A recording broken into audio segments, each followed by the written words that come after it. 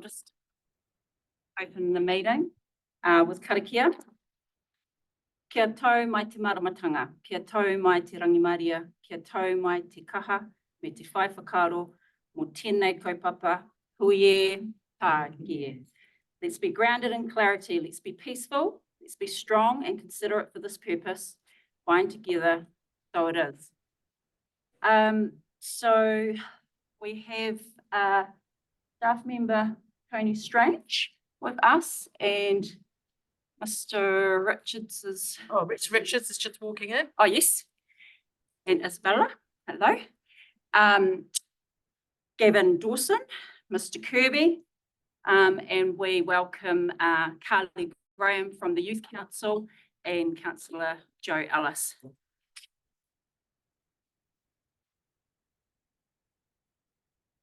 So just to quickly acknowledge Te Wiki o Te Reo Māori. So this is Māori Language Week, which is identifying Māori language as Indigenous language of our multicultural country since 1987. So this week it's the 14th to the 27th of September. For those of you that won't know, which is the majority of you, I have a Pākehā mother and a Māori father, but I was raised Pākehā, and despite all my efforts, I cannot speak real Māori fluently. So it's really good that this is acknowledged and gives opportunity for all New Zealanders to embrace. Online we have Risa Liana Pody Lane, who we will be acknowledging after public forum. Not sure if there's any other staff members online. Ever? No, but we do have media, Catherine Hubbard, it's called him. This is being recorded and will be available by YouTube, hopefully within the week. Okay, so we have apologies for lateness from Mr. Maru. And I believe we're carrying apologies now. Yep. So I'll move that. Anyone second? Second by Deputy Chair Hart. Everyone else okay with that? Aye. That's carried. Any declarations of interest? Any late items? Can I please have a mover to confirm last meeting's minutes? Board Member Hughes, seconder. Okay. Board Member Armstrong, second. All in favour? Aye. Anyone again? Carried.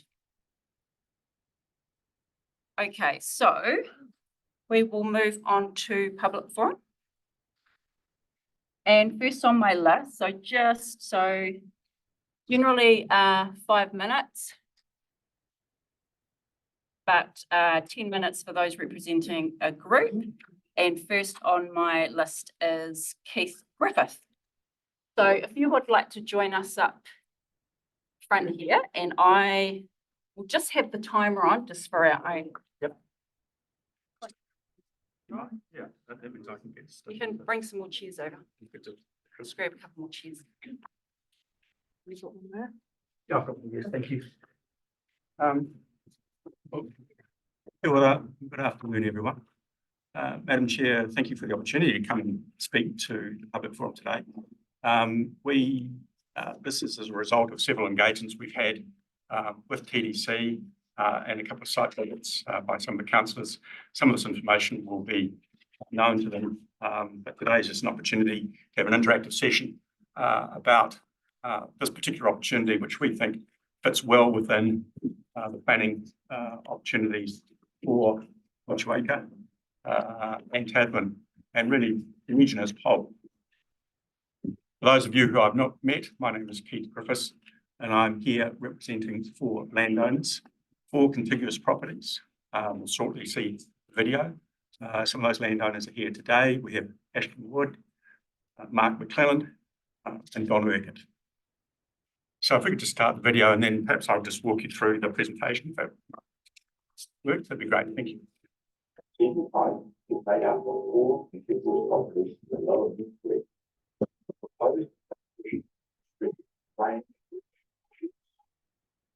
Moving challenges of climate change, City Heights public transport legislation has mitigated the impact of rolling tickets. Therefore, beside Motueka, City Heights stands out its unique blend of accessibility to community services, infrastructure, transport networks, and top-notch schools. The combined sites provide a substantial volume of new subdivisions, effectively addressing the region's pressing short and medium-term housing needs. It enjoys seamless integration with existing transport and network services, ensuring convenient access for residents and commuters alike. Seaview Heights is a chapter development. It's a catalyst for progress, resilience and prosperity. Please join us in shaping the future of Motueka, Tasman, and Seaview Heights. Thank you. So I'll just step you through the presentation, if I may, just a little bit, put more context to what we're actually looking to discuss today. As mentioned, they are 4 contiguous properties: 40 Seaview Ave, 5 Lindup Road, 81 Rolling Loop, and 95 Robertson Road. The properties span a total of 84 hectares. And what we're seeking is a plan change to unlock the myriad of gains for the region. In particular, we think that this location addresses with its unique blend of accessibility. It addresses infrastructure, transport networks, and top-notch schools. It provides a range of different options in terms of freehold title, and it gives Motueka a place to retreat to in terms of climate resilience and future planning for the region as a whole. Seeing Mr. Kirby is here, I thought I would just inform him of a note that we have with regard to transport networks. The New Zealand Transport Agency, they just actually sent me something today, which I know was top of mind for some councillors when we met in terms of the connectivity for the location. What they have said is that New Zealand TA considered that the location of the residential development is generally okay on the basis that there is a network of roads to dilute traffic effects, nearby schools, and a township within approximately 4 kilometres. So a positive step from our perspective in terms of that particular part of infrastructure. If you turn to page 4, you can see where it's actually located. I'm sure you're familiar with it and know it. It's only 5 kilometres from the centre of Motueka. Importantly, on page 5, we look at the potential sea level rise and the concern around future-proofing the district as a whole. You can see there we have used the mapping with a 2 metres scenario there, which comes from the TDC's own council records. And you can see there where the blue line indicates where over time flooding is proposed to hit the region and the township as a whole. And you can see there the red outline there for Seaview Heights in terms of where it stands relative to that blue line and future-proofing. The site itself on page 6, it's 84 hectares. It is a substantial piece of development, but you can see the connectivity there with School Road, with Rollings Loop and Robertson Road. It certainly has great accessibility to the schooling and effectively is a dormitory suburb of Motueka. In terms of some of the issues that we are looking to address, it is zone Rule 1 at this stage. But in terms of the actual reality of what we're dealing with, the sections are quite steep, 15 degrees. It is not flat alluvial soil. It is not suitable for further orchard production in terms of relative to other areas. The land use capability in terms of its land classification, it actually sits at Class 4. Class 4 is a mid-setting in terms of soils and how alluvial they are. And then the zone of theoretical visibility, that just refers to how the site would be viewed from sea level, from different aspects. Looking back into the site, you can see there the white zone indicates that it has very low visibility from most aspects of the foreshore. Again, on page, the next page there just talks about the limitations in terms of versatility. As mentioned, it sits 4 in terms of the Land Classification Act in terms of its suitability for arable cropping. Page 9 just looks at what we propose in terms of the roading to go through. If we were to, for example, have lot sizes of around 600 square metres, which is just the starting point, just to start the conversation, we could fit in 759 lots. These would all be freehold, and this would go a long way to addressing issues and concerns about where Motueka can retreat to. You can see there, we've also accounted for waterways and sensitive land and roading. In the next piece of the presentation now, I've just put in a report there, which comes from one of the consultants in the community here, just referring in terms of its suitability to long-term capital production. You can read that at your leisure. I was very keen really to kick off a discussion, if I may. Certainly from where I sit as a resident of Tasman, I certainly think that I believe that tiny homes are, for example, if there's a response to a market failure both in terms of cost of land, but the cost of building. And I think it's a tragedy that we find ourselves in this situation with unlimited resources that New Zealand has. This site goes a long way to alleviating some of those issues that we're addressing. I noticed that there was a regulatory committee meeting with TDC on the 18th of July, and one of those initiatives on the agenda was the government housing agenda, essentially looking to free up land for urban development and remove unnecessary planning barriers. I'm very keen to understand from the community and from the community board what the community board is doing to support this government initiative. That's one question I have. And then there was another meeting held not so long ago on Thursday, the 15th of August, referring to climate adaptation and planning strategy that needs to be undertaken. And it's being currently done by, I understand, as an internal working group with 20 of the council staff applying themselves to the issue. And we're saying we're seeking clarity on 2 critical matters. Really, where is Motueka going to retreat to in the face of climate change? And where are the freehold titles for potential relocation sites coming from?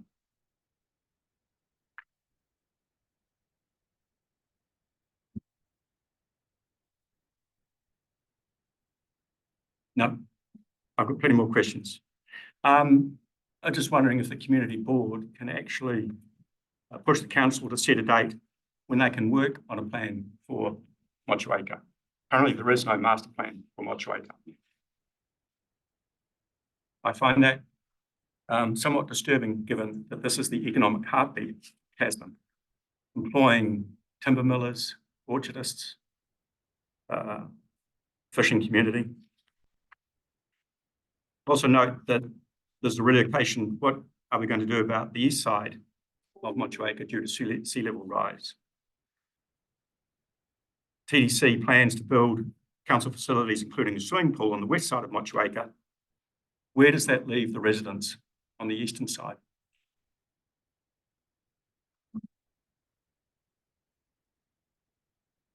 We know that the wastewater treatment plant is coming to its end of life. I know that Barry's informed me that there's conversations happening with certain parts of the community. We've asked, we would like to be part of that planning process. We believe that we offer a significant solution. We also have the ability to enter into public-private partnerships, something that hasn't been explored by council to date. We are concerned about some of the opaque planning processes that we find ourselves in. In particular, we would like to be part of the planning for the wastewater treatment plant, primarily because we've been told that it is such an important piece of the infrastructure. But we've been told that we can go and start a private plan. But why would we do that when we don't even know where's that going to be located and what outcomes are going to come from that?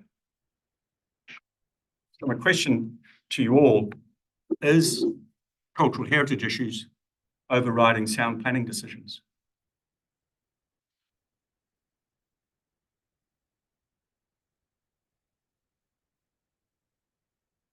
So we seek your support and ask for TDC to apply resources to what is a common sense solution for the community as a whole. Move the community forward, to future-proof the community, and to invigorate it. It is a common sense solution.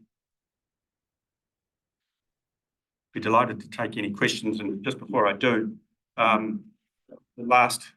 just note that we do have support from those that employ people within the district to fix this continual problem that we have with affordable housing in general, and good planning.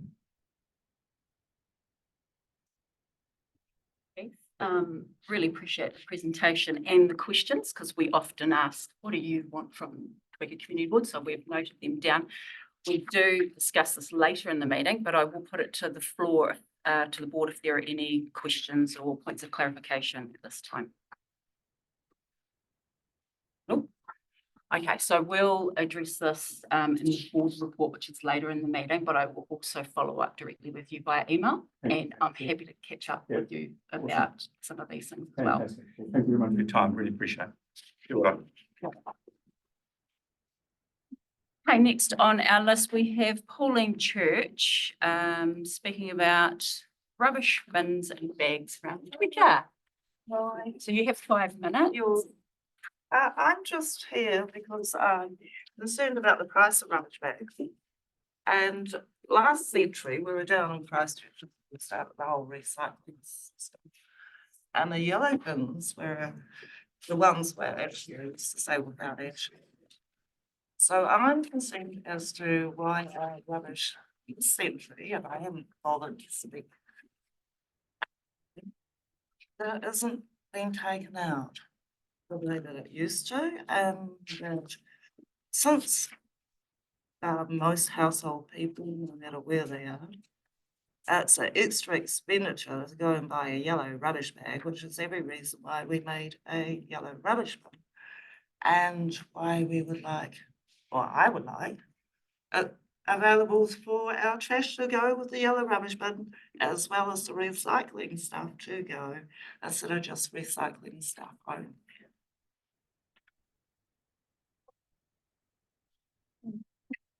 I might be 20 or so or 30 years down the track I have spoken.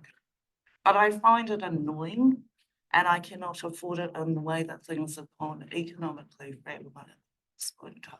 Double up for everything we eat, or what do I eat? So instead of burning it, which I don't even burn firewood, I have taken to once now burning my trash, which I hate because it's back up in clearing. So to me, I just think, okay, you want the money out of the trash, but please take the trash. And then there's also trash that you can't get rid of when you recycle it, like the trays, the meat trays and everything else. So, and that whole business circuit, you sort of want everything to be able to be seen. That's all. And I'm not sure if the other man, of course, well, I don't know if I'm allowed to say anything about the other man that's just spoken, but I'm down at the Marae and he's talking about developments everywhere or something. And I seriously thought that I've had issues because now I don't have a domain and I'm shattered to pieces where I am. Although I think it should have been built further along in a different direction, and I was out there with a neighbour trying to say as such before roads were put between him and me. I have been seriously burglarized, seriously traumatized. and have sort of like slithered down to nothing, and I find it hard to approach anybody that isn't mean or horrible, insultive, or just downright. So that's an issue that I have with, can we help ourselves or whatever's happening out on the planet, and that's all about happy housing. It's new houses. The person next door to me has a burnt out house. Mine's fallen down. I live on a marae. I've been there. Or what was the boundary for the marae? And I did say, please go around the old boundaries or established boundaries. I don't think you should roar through them. And it's been seriously something that I'm just a total mess, psychologically damaged and financially screwed. I still wanted it not to buy a yellow rubbish bag at $7. And that's about me. If there's anything that can help us move on to these nice new homes, without being seriously burglarized, which would have been perhaps happier to move and have a marae domain left. Thank you, Pauline. Just to clarify, Yeah. so Don't sit down, the chair's gone. I originally. Just trying to help. Oh, way out the sticks again. Your concern is with the price of rubbish bags. but are you No, also- not really. It's the concern is we had it to take away your household rubbish. At the same time as. And then like- they've stripped us of that. And just only your recyclable rubbish is all the system wants it. The whole issue was for people's garbage, instead of being paying $7 or paying for the yellow rubbish bags, Yeah. being littered all the way down the road with dogs. I mean, I was in different places. But that's why we made the yellow bins. So Oh, you're and green not now. having your rubbish removed. I'm just saying the your site. household rubbish instead of your recyclable rubbish. So my understanding, and I know we discuss this later, but my understanding is council still take rubbish plus recycling. No, they only take what's in the, your milk They'll box. take it if she buys a bag. Yeah, but you're not supposed to be buying the bags. It's supposed to be in the bins. So you want, sorry. And if you- So you want a bin for your rubbish Just as like opposed the to yellow rubbish bins? bins that we have, all the yellow coloured ones here, were originally to take your household items of garbage away. And then we had the little bins for the recycling stuff. And then recycling came into a huge amount of, pile. And now they only want your recyclable money tree sort of system. The whole thing is, to be fair, people want their rubbish gone. They don't mind recycling it, and whatever comes out of that is only helpful for more to go right. Economically and environmentally. Okay, thank you, Pauline. We'll discuss this in more detail Now, that later. would be helpful, and that's, And we'll you get know, back to you, your email I mean, address this was, was quite behind, got her email? and I always thought it'd be on. Yeah. front. Okay, It's not. thank you, Pauline. So, moving on, we have, former councillor, Mr. Peter Kenton. Welcome. Thanks, Madam Chair. And councillors, committee board members, it's been 5 years since I've stepped foot in this place, and tell you what, I don't miss it one little bit. You've obviously got a hell of a. But the irony is I actually thought I'd step right away, and in the last 6 months, I've actually attended 2 council meetings, and this is my first committee board meeting, and I hope this is not the start of an avalanche. But today I'm actually here with some bouquets and some brickbats, and I want to really talk about populism over principles. And I remember one of my first meetings here was at a community board meeting, and it was an application for some grants, and we had an application in by a fairly healthy group that wanted $500 for some cutlery and plates. And I looked at it and thought, wow, this is a bit of a junket, and I remember speaking to two other members, one was a councillor and one was a community board member, saying, this is a junket. It's not really what it's there for. And we all agreed that we'll actually move to actually say, no, we don't support this. We got it and we started talking the thing. And of course, all the crowd here was all this group that was going for the money. And it come time to discuss it. And I moved that we decline the application. I could not get a seconder behind me. And that blew me away, because before that, we'd all agreed that this was just a junket. And I thought this certainly entertains me, where populism rules over principle. Yeah. Now, the brickbats is 2 or 3 weeks ago, I attended one of my second meeting of the council, and I can't believe that I'd even be attending a meeting that was, and it was around the Maori wards. I understand why we want Maori wards. I absolutely do. And if iwi want to have a seat around the table, there is other ways to do it. They've got every right. Actually, one of the principles of the treaty is we are all to be treated equally. And no iwi has ever been disadvantaged by putting their hand up for council. But when we start promoting wards based on ethnicity, I can't think anything worse than, I can't think that it's racism. And I've asked some of the council members, and I've got all this diatribe that I've been watching, and it's all about the reasons why iwi should be around the table. But it says nothing on, is a ward based on ethnicity racist?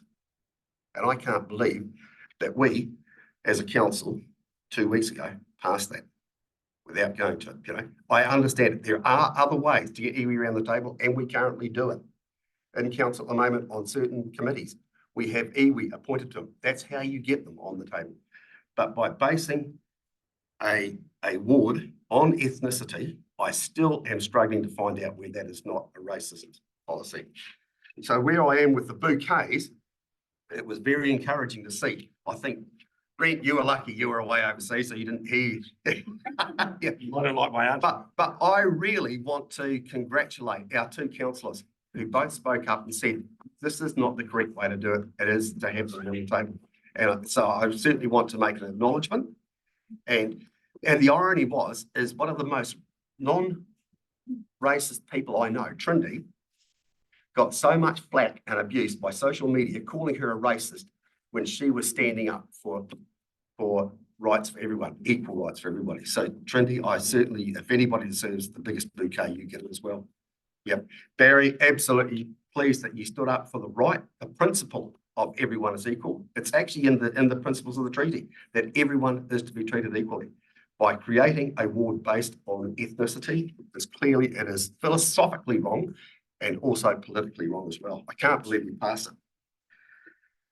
I won't be too long, but as far as the binding referendum to be held, I certainly think that should be true, but I think a binding referendum should be held on any wards, irrespective of race. If council is to open up any other wards based on geographical lines, I think that it should automatically go to referendum. It should not be up to the council to decide what wards they're going to put in. So as far as Maori wards having to go referendum, I have no problem with that.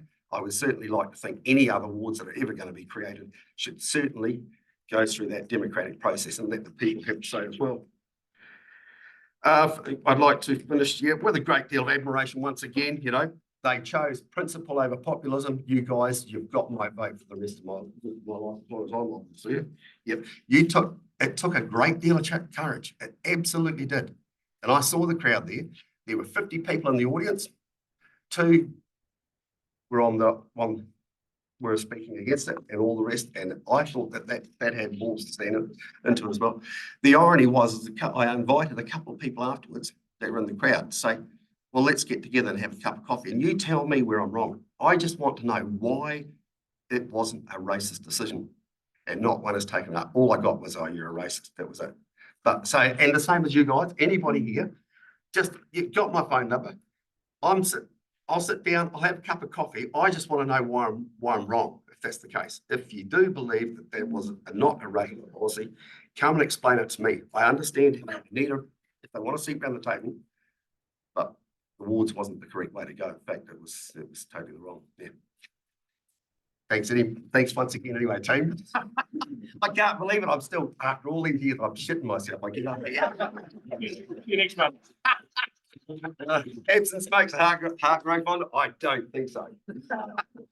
Well done, guys. Now, you might just have to.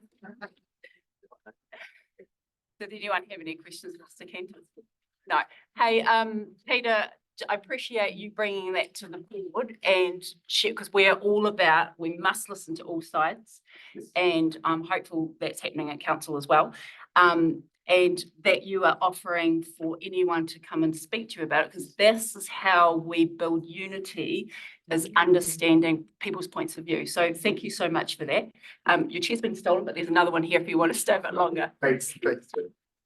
Now, our next speaker is Mr. Hellier, Thank you. and you're speaking on community unity. Yes, Fantastic. for those of you who don't know who I am, I'm Ray Hellier, and I'm speaking to the report Dog Owners and Conservationists Clash Over Bylaw, Guardian, 28th of August. The council has descended further into the sickness a friend and I call money harvesting. This time they're applying it to so-called dog owner little blue penguin clash. Usually money harvesting is applied after statements and assurances made by staff to prospective consent applicants are lulled into signing a consent application. Once the applicant is on the treadmill, then all sorts of conditions are added, costing the applicant more and more money.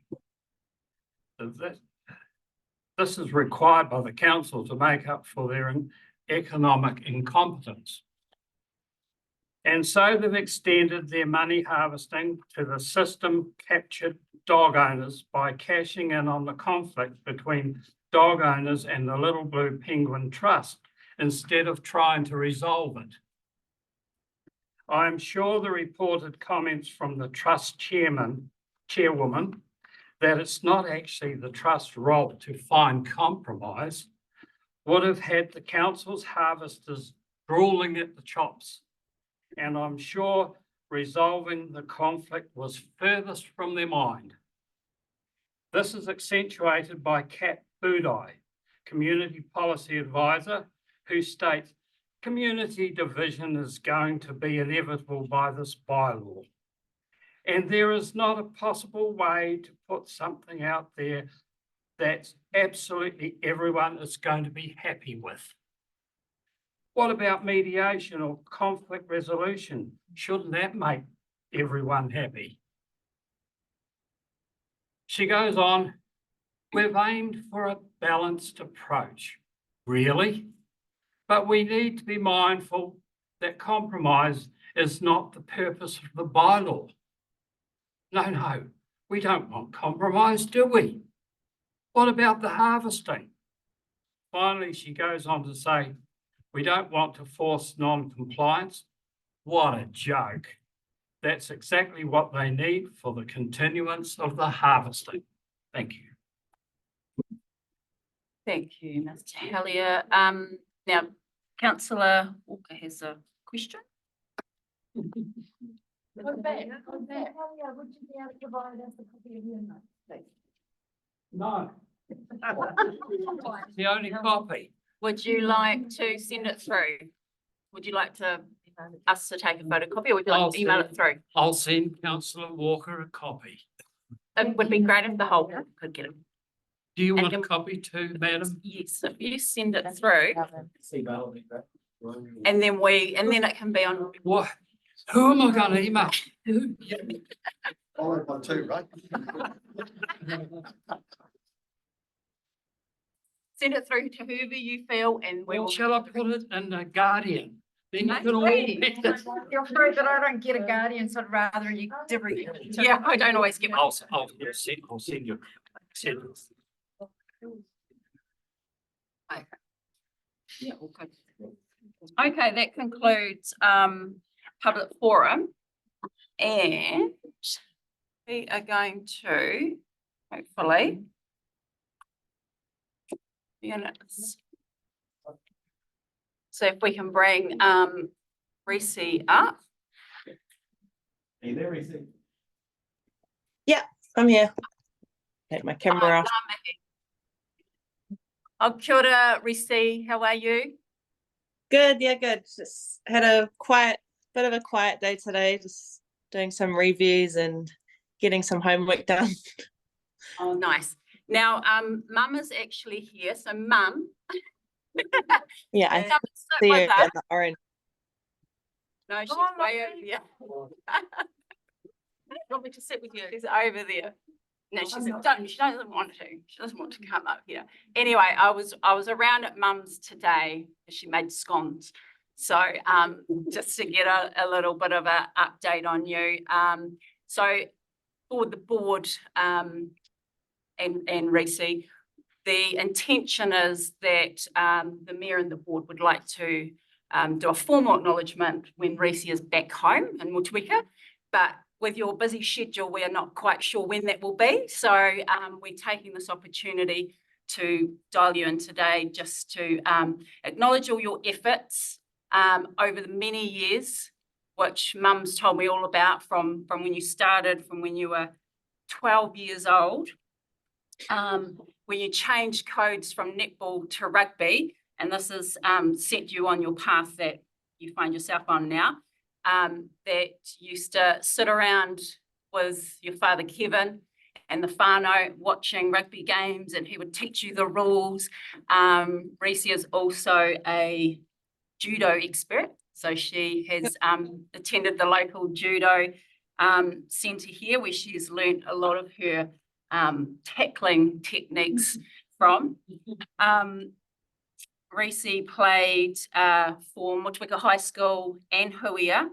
In the summer, she did athletics and touch. And Mum tells me that you were the first whānau team in the Riwaka touch competition that took it out. Bet all the adults, and they had little kids in there too.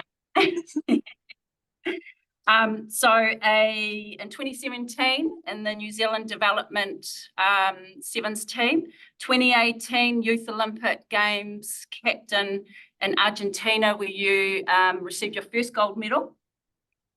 And then in 2020 Japan Olympics, I think you also went away in between there, but 2020 Japan Olympics, where unfortunately, as you'll know, there was no stadium spectators from elsewhere. So a really hard time for athletes to perform in that situation, but coming away with gold. And 2022 Commonwealth in Birmingham bronze. And as we all know, just recently in 2024 Paris Olympics, where you captained the team to gold again. And how wonderful that the whole whānau could be there to celebrate with you. So we just want to mihi you and say a huge congratulations from your hometown. And we look forward to when you come home so we can actually do something face to face.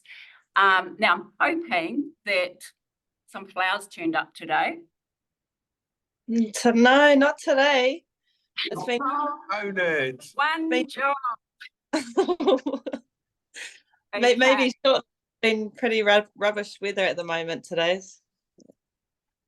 Maybe in the morning. Shining on your face. Yeah, you look like it's really sunny there. We've got grey clouds over here and snow on. It's actually only just come out. So it's been pouring down the rest of the day. Oh, perfect timing then. I'm just going to, did anyone from the board? Sorry, but Deputy Chair Claire Hutt wants to say something. Hi, Reese. Hello. Hi. I'd just like to say a tremendous example of commitment, passion and dedication that you have. I've got 2 boys and you are a true example of the values that I want them to have. So thank you. Thank you. Now, you don't happen to have your gold medal nearby, do you? Just yeah, I just wrapped up in my. I need a. I'm not sure how big your screen is, if you can see, but it'll be a lot better in person. I heard it's really heavy. Yeah, they both. So I've got the Tokyo one here too. You can see. What's there's a bit of the Eiffel Tower on that hexagon looking piece. Oh, yeah. The other side, is that? Yeah. Perfect. Well, we look forward to seeing them up close and personal next time you're down. I mean, what's the plans at the moment? So we've been training the last 3 weeks, just self-directed, but we go back in fully next week with the team. And there'll still be a few girls that are away at the league. And then 6 weeks is the first tournament. from now. So Dubai in December will be the first one, but the team will leave mid-November, do a pre-camp in Abu Dhabi. And so it's pretty much full on next week. We've just had some reviews and a bit of feedback that we've been having to do the last couple of weeks, but it's been good to kind of get to the end of that and then start fully training next week. Awesome. Oh, we look forward to seeing you in person, like I said, and acknowledging you with your hometown and those that are close to you when you're back next. So keep me in the loop, and all the very best with your next campaign. And we look forward to hearing more. And just like Claire said, you are an absolute inspiration, especially to our youth. So thank you. Thank you. Thanks you for having me on and your messages. Definitely catch up when we're back home. Sounds good. See See you ya. later. Okay, Deb. Well, that was a nice wee break in our usual agenda. Yes, staff members can chase on that.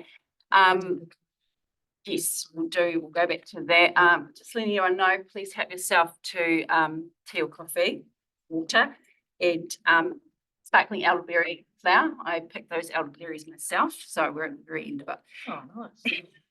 So we're just going to jump back. We have got a declaration of interest from Deputy Chair. Yes, sorry, so declaration of interest for item 8.4. Sorry, I didn't mention it at the beginning of the meeting. I'm on the group for the Motueka Historical Wharf Restoration. And also declaration of interest from Mr. Hellier's forum for the dog owners. I've already declared an official conflict of interest on that, so. Okay, awesome. Thank you. Okay, we are going to jump to the discretionary fund applications. Now, going off the ones that I pulled. We'll do presentations after. I just want to do this so that we can. So, is Meredith here from the Wilderness Canoe? Ava. Ava, welcome. Yep, all good. I haven't been on my emails to see if that budget's come through, but if you want to just give a wee brief, just so everyone can hear what your request is and about the organisation, and then the board will discuss. So we applied for funding to get one canoe journey out. So I'm the manager at the Wilderness Canoe Trust. And we take community groups canoeing, Stevens Bay, Nelson Marina, but also close to the school. So we can show the school kids the waterways really close to them. So we've just taken Tasman School in the estuary there, and they finish and they just walk across to the school. We take a lot of groups out with people with disabilities because the canoes are so stable, and we can even connect two canoes together, which makes sort of a raft. So we've figured out the reason why James Walker, when he started it, chose the canoes is to make a really low threshold to get people out into the outdoors and then experience all the benefits that come from that. And especially people with disabilities that always have to stay back when the group goes out and does something. We wanted to make sure that they could come along. So we've had a real good funder for the last so many years, and they've stopped funding going forward. So we're now looking for funding bits and pieces here and there to still be able to take these groups with disabilities out. So this particular funding application is for the base at Motueka High School. They've got the last little while they had at least one student who's in a wheelchair who hasn't a lot of mobility at all. He won't be able to pedal, but he comes out with the rest of the group and he just sits in the canoe. We have a special seat for him and he feels the fresh air on his face, and his support workers tell us that he really enjoys it because he's not verbal either. And there's other people in this group that are very, very verbal and tell us they enjoy it. So this particular funding application is to be able to take that group out canoeing this summer. I'm happy to answer any questions, but this gives you a bit of an idea. Awesome, thank you, Ava. I know of the student in particular speaking about, and I think that would be a wonderful experience for him, particularly because he misses out on so many other things. He can't be jolted too much, so it'd be nice and moving water. Are there any questions from the board? Yes. So is this for up to a group of 10? Yeah, so we can take, it depends on the age. So if it's primary school kids, we can take a group up to 15. Okay. As soon as it becomes high school, it becomes sort of up to 11. Yeah. Sorry. Are we doing things on this or? Individuals. Yeah. I'd like to move that we approve. Okay, so there's three. Happy to second. We'll say moved by Deputy Chair, seconded by Board Member Hughes. Everyone in favour say aye. Aye. Anyone again? Okay, carried. So that's all good. Go, Ava. Appreciate it. You? Now, did we have, I don't think we have a representative from Te Awhina. No. Through the chair, can we also get a mover and seconder for number one of that to receive the report as well? Oh, right. Continue. Should we just do the same people? You happy to move, happy to receive? Yeah. Thank you. Okay, so I'm just going to put that to the board, the second application. I know we had reservations because we didn't have a representative come to speak because we had quite a few questions. Open to anyone else that would like to make comment. Councillor Walker, then Board Member Hughes. You, Chair, did our staff actually go back and say that we requested them Yes, to come and speak to the application? Yes. So in light of that, I won't be voting for it. Okay, would you like to provide any feedback around I that? don't know what What the response was? Yeah, so through the chair, I emailed them, didn't get a response back, called them, and then finally got someone, and the project manager for that, who we all thought was the main contact here, is actually based in the Wairarapa. So they said that they'd undertake to get someone here, but that didn't eventuate. So I considered that, you know, making the effort there, and we didn't hear back. Okay. Board Member Hughes, thank you. For me, I feel that this is sort of like a blanket asking for funding, and I think the community board could make a bigger difference to a smaller community group than this. It's a major undertaking, and it's technically private too, isn't it? I'm not sure there. But anyway, yeah. Yep. Through the chair, I'm with Councillor Walker on this one. I think it's important that if we give money out, we have the representatives here so that we can have the opportunity to ask questions. Okay, so Councillor Maru. Apart from just where we were last time, is that this application far beyond the scope of discretionary grants. I just don't think it fits. Yeah. So even if they had turned up, I actually think they would have wasted their time turning up, from my perspective. Yeah. And I think, yeah, there's a few queries around how that got through. So is there anyone that is happy to move this application? Mr. Klein. Well, first I'll see if there's anyone happy to move. Sorry. So To be. first I'm saying, is anyone happy to move it, like accept it? And if there's not, then we. Oh, no. No? We'll move them. Okay, so we have Board Member Armstrong happy to move. Is there a seconder? Okay, so the application is declined. Now, our next discretionary fund is Age Link Trust.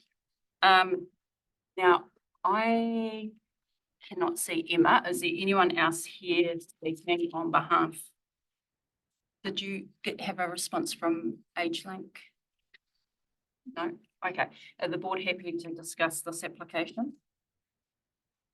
So this, yes, councillor Murray. So through Madam Chair, I attend a food collective meeting it's held every 8 to 10 weeks, and they're an active part of this, and they actually do provide an essential service to parts of our community. So I'm happy to support this, even though they're not there. We're talking about getting food to people who don't have food. And so I'm happy to move it. Yeah, so just for the interest of public, this is a food share initiative. I'm not sure why it's called under Age Link Trust, but it's through Alive Community Care, which is the church down on High Street. And it is to support those within the Motueka community who are facing food insecurity. My question was going to be, how do members of the public in need know about this and how to get it, access it? So do you know, councillor Murray? I guess, so through Madam Chair, there's a number of agencies that do this. Unfortunately, we've lost a lot of Salvation Army support in the recent months with staff changes. So I guess there is a network. They are active on social media, but they do seem to find means to get it to people that need food. I guess is all I can say is that any one of those organisations that have applied would have my support, whether it was this one or Community House or the one space at New Life Church. There's a group of people that are doing what they can to recycle food, to get food and to get that to where there is a need. That didn't really answer your question other than that they are in the network. Yeah. They are active on social media and they do seem to get food to the community. Okay, cool. I'm just going to go to Councillor Walker, Board Member Armstrong, and then Deputy Chair. Thank you, through Chair. I know that they're not here present, but their application is slightly different. I too are part of that network, and I do know that that particular food outlet takes referrals from other social services, so they're well connected. I totally support this application. Awesome. Board Member Armstrong.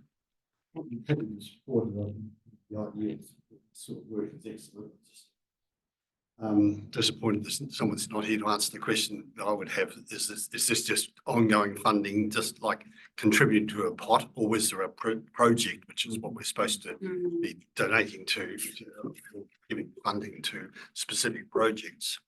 So I like what they're doing, but Yeah, good question. There for me. Deputy Chair. So my comment is,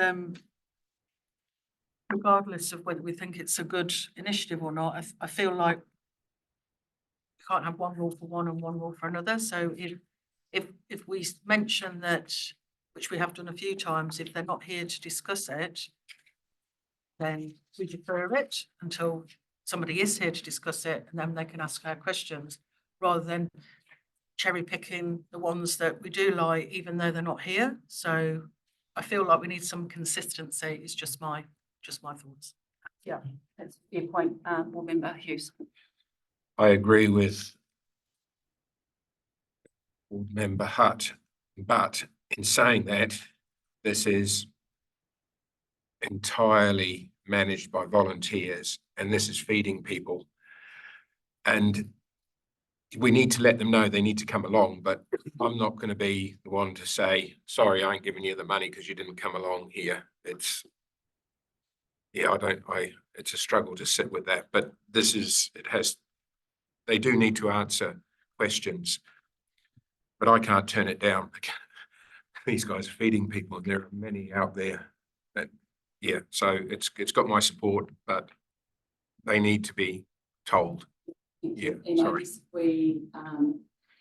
I guess I get Deputy Chair's point, but last month we did approve the Community House Christmas for similar reasons.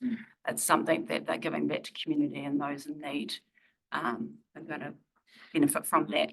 So do we have a mover for this initiative?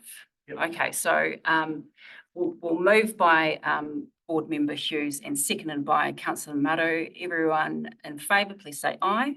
Aye. Anyone again? Okay, carried. Can I just? Yes, sure. Sorry, I just want to make it clear But as I said, I'm not against the application. It's just the consistency of how we're approving them, so. And I think that's something we, as a board, probably need to work out to ensure that A, all of these applications are meeting the criteria before they come to this table. And B, that we have a consistent approach regardless, yeah? So we can look at that. Now, you mentioned that late entry was here. Yes, I did speak to them, for the Motueka English social group. Yep, if you just come to the table, please. I don't have that. Oh, thank you.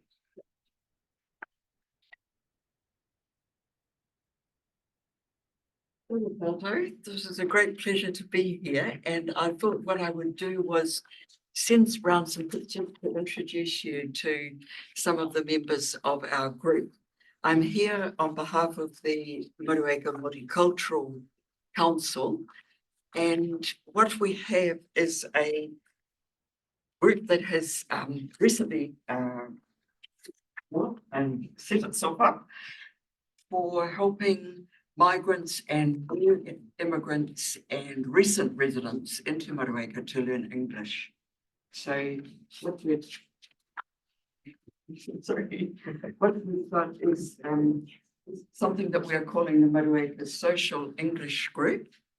And our application is for some support to be able to hire the room that we've been very generously allowed to use by the St. Thomas's Parish.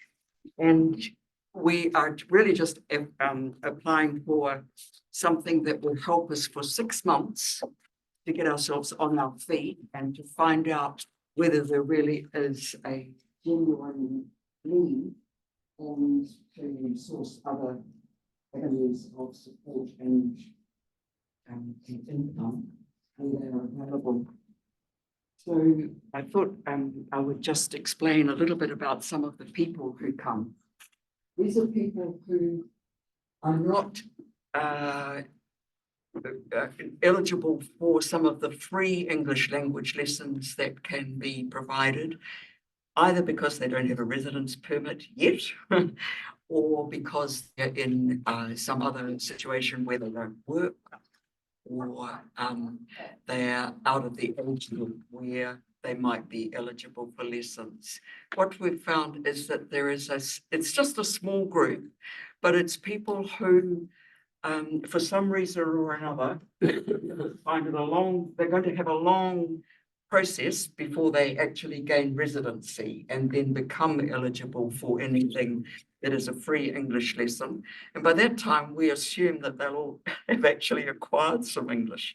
So we're wanting to catch people before they have spent a long time trying to learn English by involving them in groups with one-to-one tutors who are all volunteers, and then what we're calling here the social English class, where all our participants come together once a week for a class. It's somewhat structured, and because some of us are teachers or retired teachers, and it's also a very, very positive social event. Out of the people who've been coming recently, we have, for example, 2 grandparents, 2 people who are wanting to go through the reunification process with their families, and that takes time. We've got some parents who are raising children and therefore not working, or they're not working full time. So again, they're not eligible for any other classes. And we have younger people who may be here on working visas and may or may not want to extend their visas and stay a bit longer. So there's a little bit of a process to find out whether in 6 months' time we still have a core group, in which case we would imagine that people who want to be involved would have some kind of membership, maybe that they would pay, or there would be some other way to fund the use of the venue that we are hiring. So we're really just looking for some help at the moment to help these people and to help the group get started. Thank you, Susan. Happy to answer Are questions. there any questions from the board? The pictures around so that you get a chance to see some faces. Chair? Okay, so, We are, Oh, we've got a had a question very from generous Deputy offer of $20 a week from the church to pay for a room. So Susan, I've got a question from Deputy Chair. So I feel like I'm the baddie here tonight. So I've got a couple of things. Is one, it does sound a little bit more central government rather than local. And the other point I would like to make is, which isn't a question, but it's something that I feel conflicted on, is Tasman District Council have not secured the contract for welcoming communities contractor that finishes in December. So, which is really sad. So they obviously didn't feel that it was important enough to carry on their 3-year contract, which was funded by central government, 50,000 a year. So if we feel as a community board that we think it's important, then maybe we should raise with TDC why they don't think that the welcoming communities is important. That's all I have to say. Yeah, fair point. Board Member Armstrong. The political aspects of it, whether it's central government or not, we do lots of things that central government we think should do, but we supply them because they don't. All sorts of things in the community. And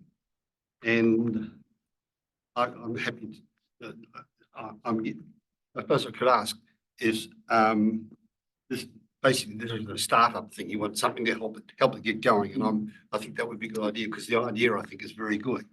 And that the people, I think you've made it clear that the people who would benefit from this can't get benefit from the government at the moment because they don't fit the criteria. If that's the case, then I think it'd be a very good project. So I'd be happy to move.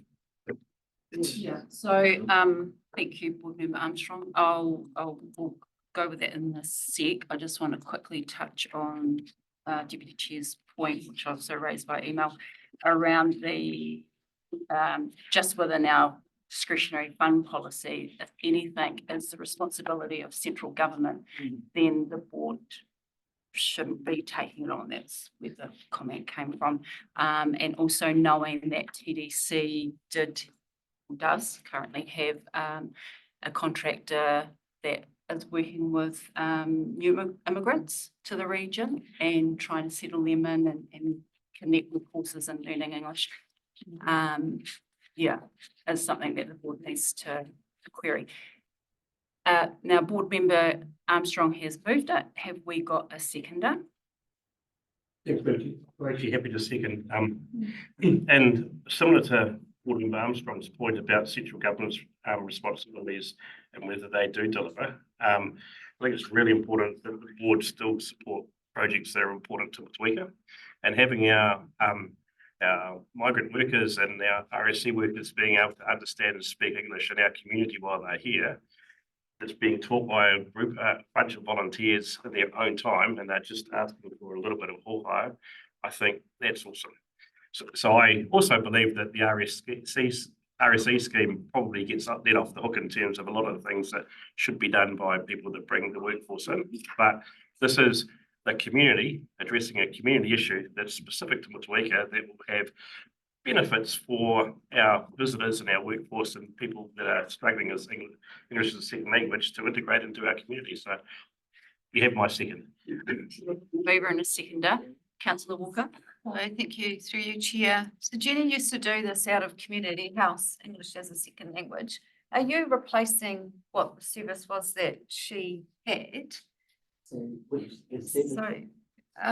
So there was a room that was used at Community House here, which a lady called Jenny used to run English as a second language as lessons.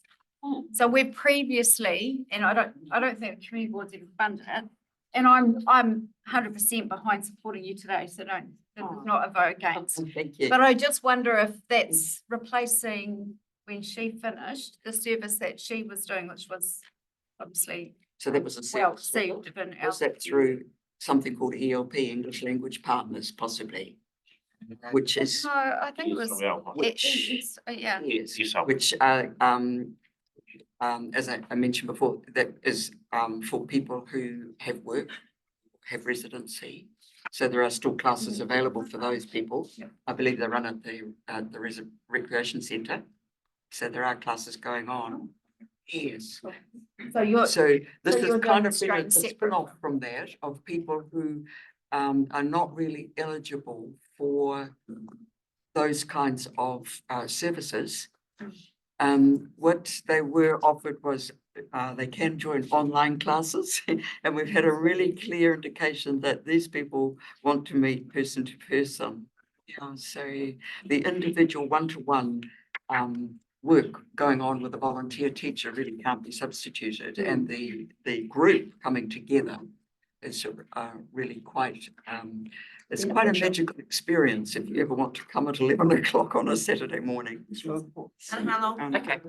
All right, so we have a mover, a seconder.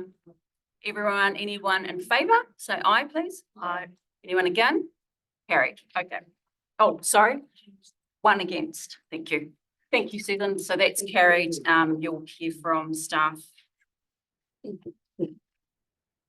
Okay, so we're going to move on. We have a presentation. Gone. Long-term plan. Who's presenting it? You're online. Oh, no.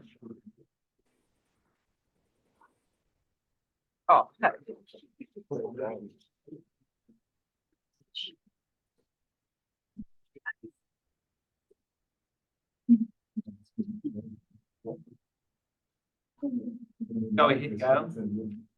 Thank you. Good evening now, community board members and councillors.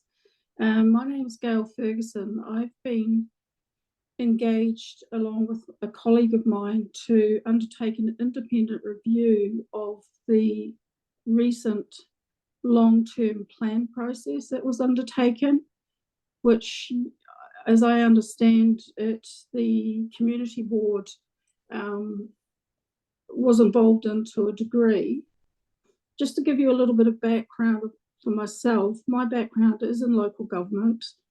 I've worked in local government for a good 20 years, and a lot of involvement when I worked at Kapiti Coast District Council with the community board in Otaki. So I have an appreciation of what community boards have to deal with and how they operate and the sorts of issues that affect a rural town with major role in the wider district. So the approach that Tasman District Council is taking is they would like to give each community board and other stakeholders, obviously, an opportunity to comment on their experience with the long-term plan process, good and bad, and provide any comments that you might have in terms of the approach, in terms of your opportunity for input, whether you've what you felt about things like the consultation documents that were sent out, the information that was provided to you, and ultimately the final documents. So that's why I'm here tonight, is to make that opportunity available and see if there are any comments that you would like to provide into that review process. Normally we start with looking at what you felt worked well for the process on the process side, and from your point of view, those things that might have been less successful that you would like to see and what you would like to see change about the process. And then if you have any comments on the documentation and the information itself. And there's no right or wrong answer, and it may be that you don't have any input that you want to put in, and that's fine. But if you do, the opportunity is available. So it's really over to the board to give any guidance or commentary that you might like to make into the process.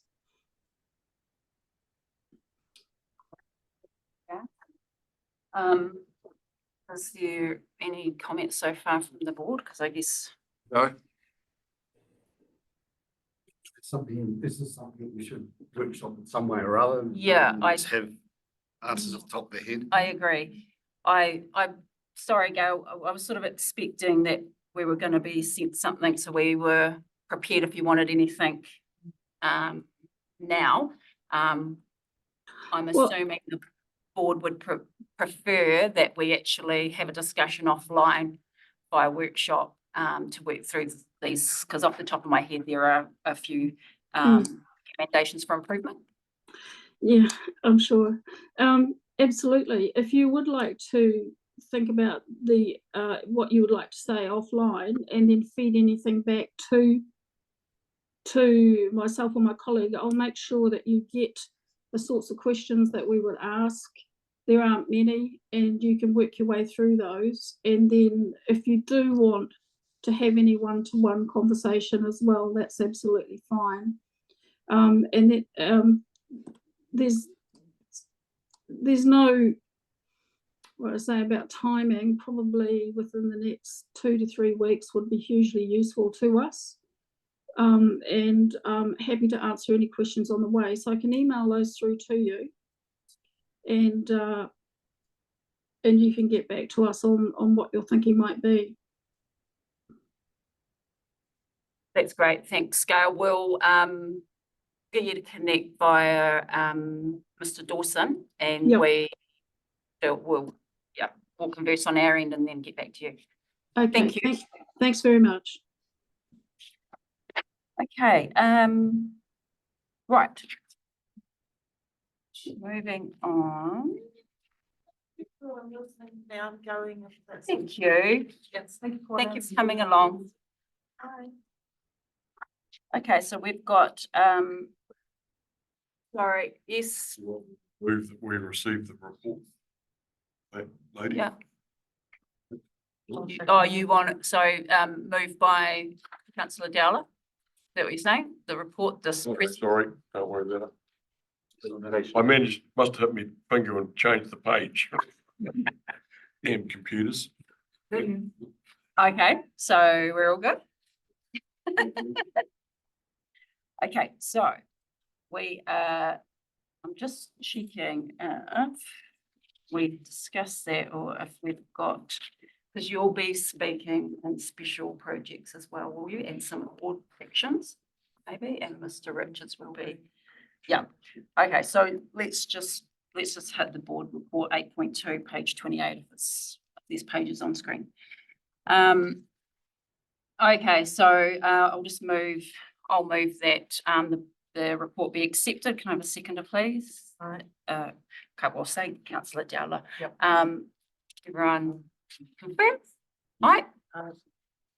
Okay, so that's carried. All right, so point 3. Any comments from the board? This is around our very challenging start to the year that has been a bit ongoing. And we were very happy to welcome Mr. Dawson on board, who at no fault of his own is now being pulled in other directions due to staffing issues. So we'll go Deputy Chair and then Board Member Hughes. I do find it frustrating that we as a board, we are doing our best to represent the community that elected us on. And in order to do that, we require support. And it feels like we're the hot potato, and we've got no consistency again. And I'm really disappointed. I there's a lot of funding issues, I know, but I don't know whether this is a funding issue or just a resource, staffing issue somewhere else that needs gubbing more than we do. But that's how I'm feeling.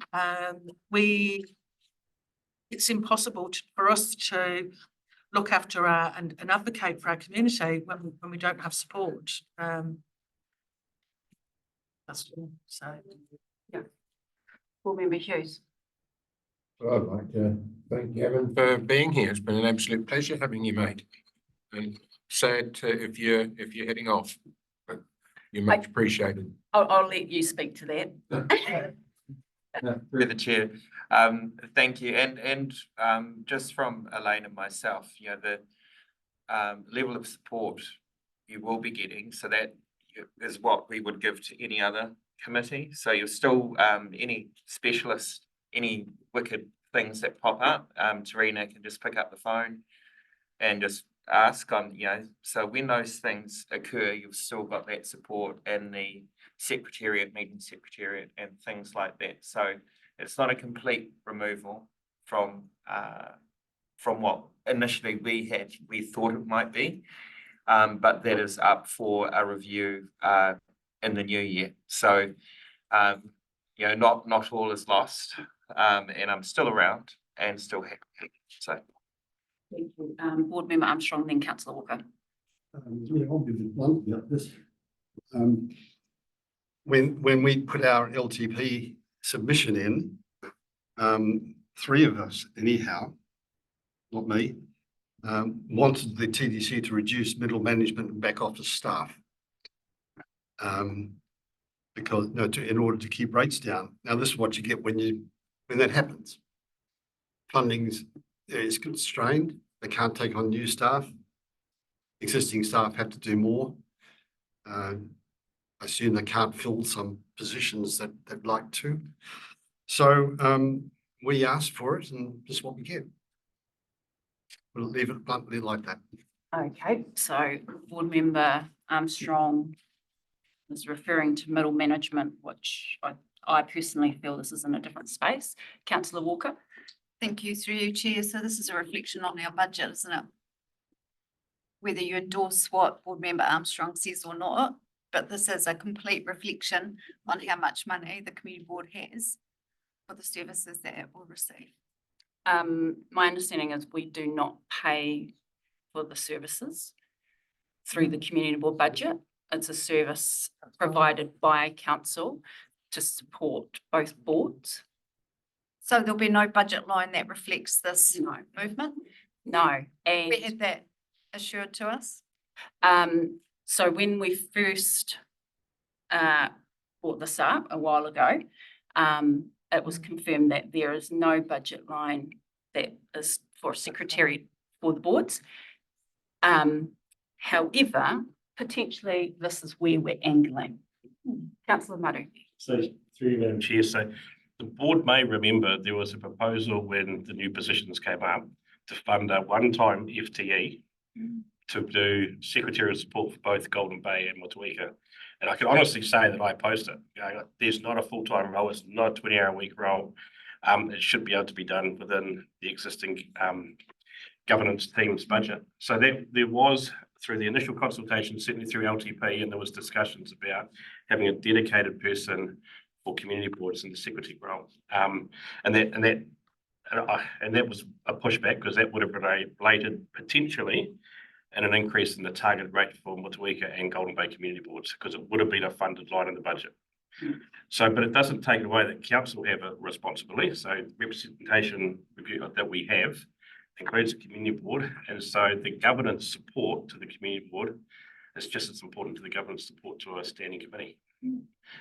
Whether it's what the expectations of the board are, because I think there's been varying levels. So when I was chair, the letters used to get written, but I'd receive the letters from Emma, she'd do the agenda, but not a lot of other back office stuff. So all those communications would be through the chair to the different group managers, to the different staff. So I don't know what level board wants or has, but there is a danger, I think, if you want a high level, then the conversation will probably come back that that's Motueka Community Board cost, and then that would be reflected in the targeted rate for the Motueka community potentially. But I don't know, I do have a question, and Mr. Kirby's probably better. Is it a budget line or a recruitment issue that we currently have in the governance team? So is there still a position to fill, or has there been some shrinkage in the team with the restructure? Well, just quizzed with Gavin, and Gavin's with us just to give support to this board and also to Golden Bay Community Board. I don't think there's any more vacancies within the governance team or the democracy team. So the resources are there now to provide the support that you need. So have we a shrinkage of resources with the maternity leave and the restructure of legal and democracy? Has there been any shrinkage in these sorts of services in the governance team? Well, it's certainly not 50%, 50-50, which was asked for earlier. So Gavin provides support to this board as well as the Golden Bay Community Board, but also provides other advice to other committees as well.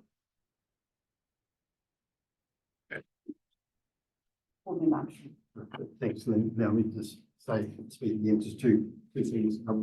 One, just to comment, your comment back after mine, that, yeah, we don't think these are back office things, but the community do. Generally, they don't think about the people who are supporting us, they see us. So that's why I use the term back office or middle management. That's the part that lots of people in central government as well, cut out all the middle management, police and so forth. You don't need to have all those people behind the scenes. Policemen can do their own reports. So that's what I was referring to then.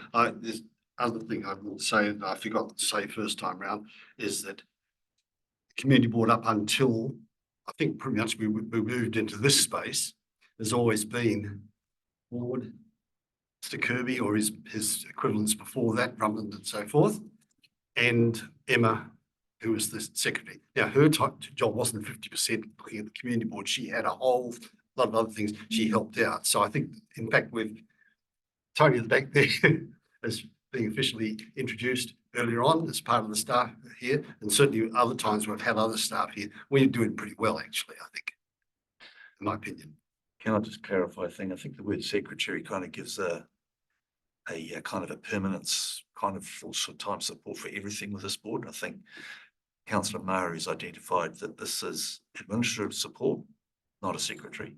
So I think as chair, you did write letters as part of your role as the chair, and I don't think that has changed. So Gavin is not a secretary as such. He was providing administrative support. Correct.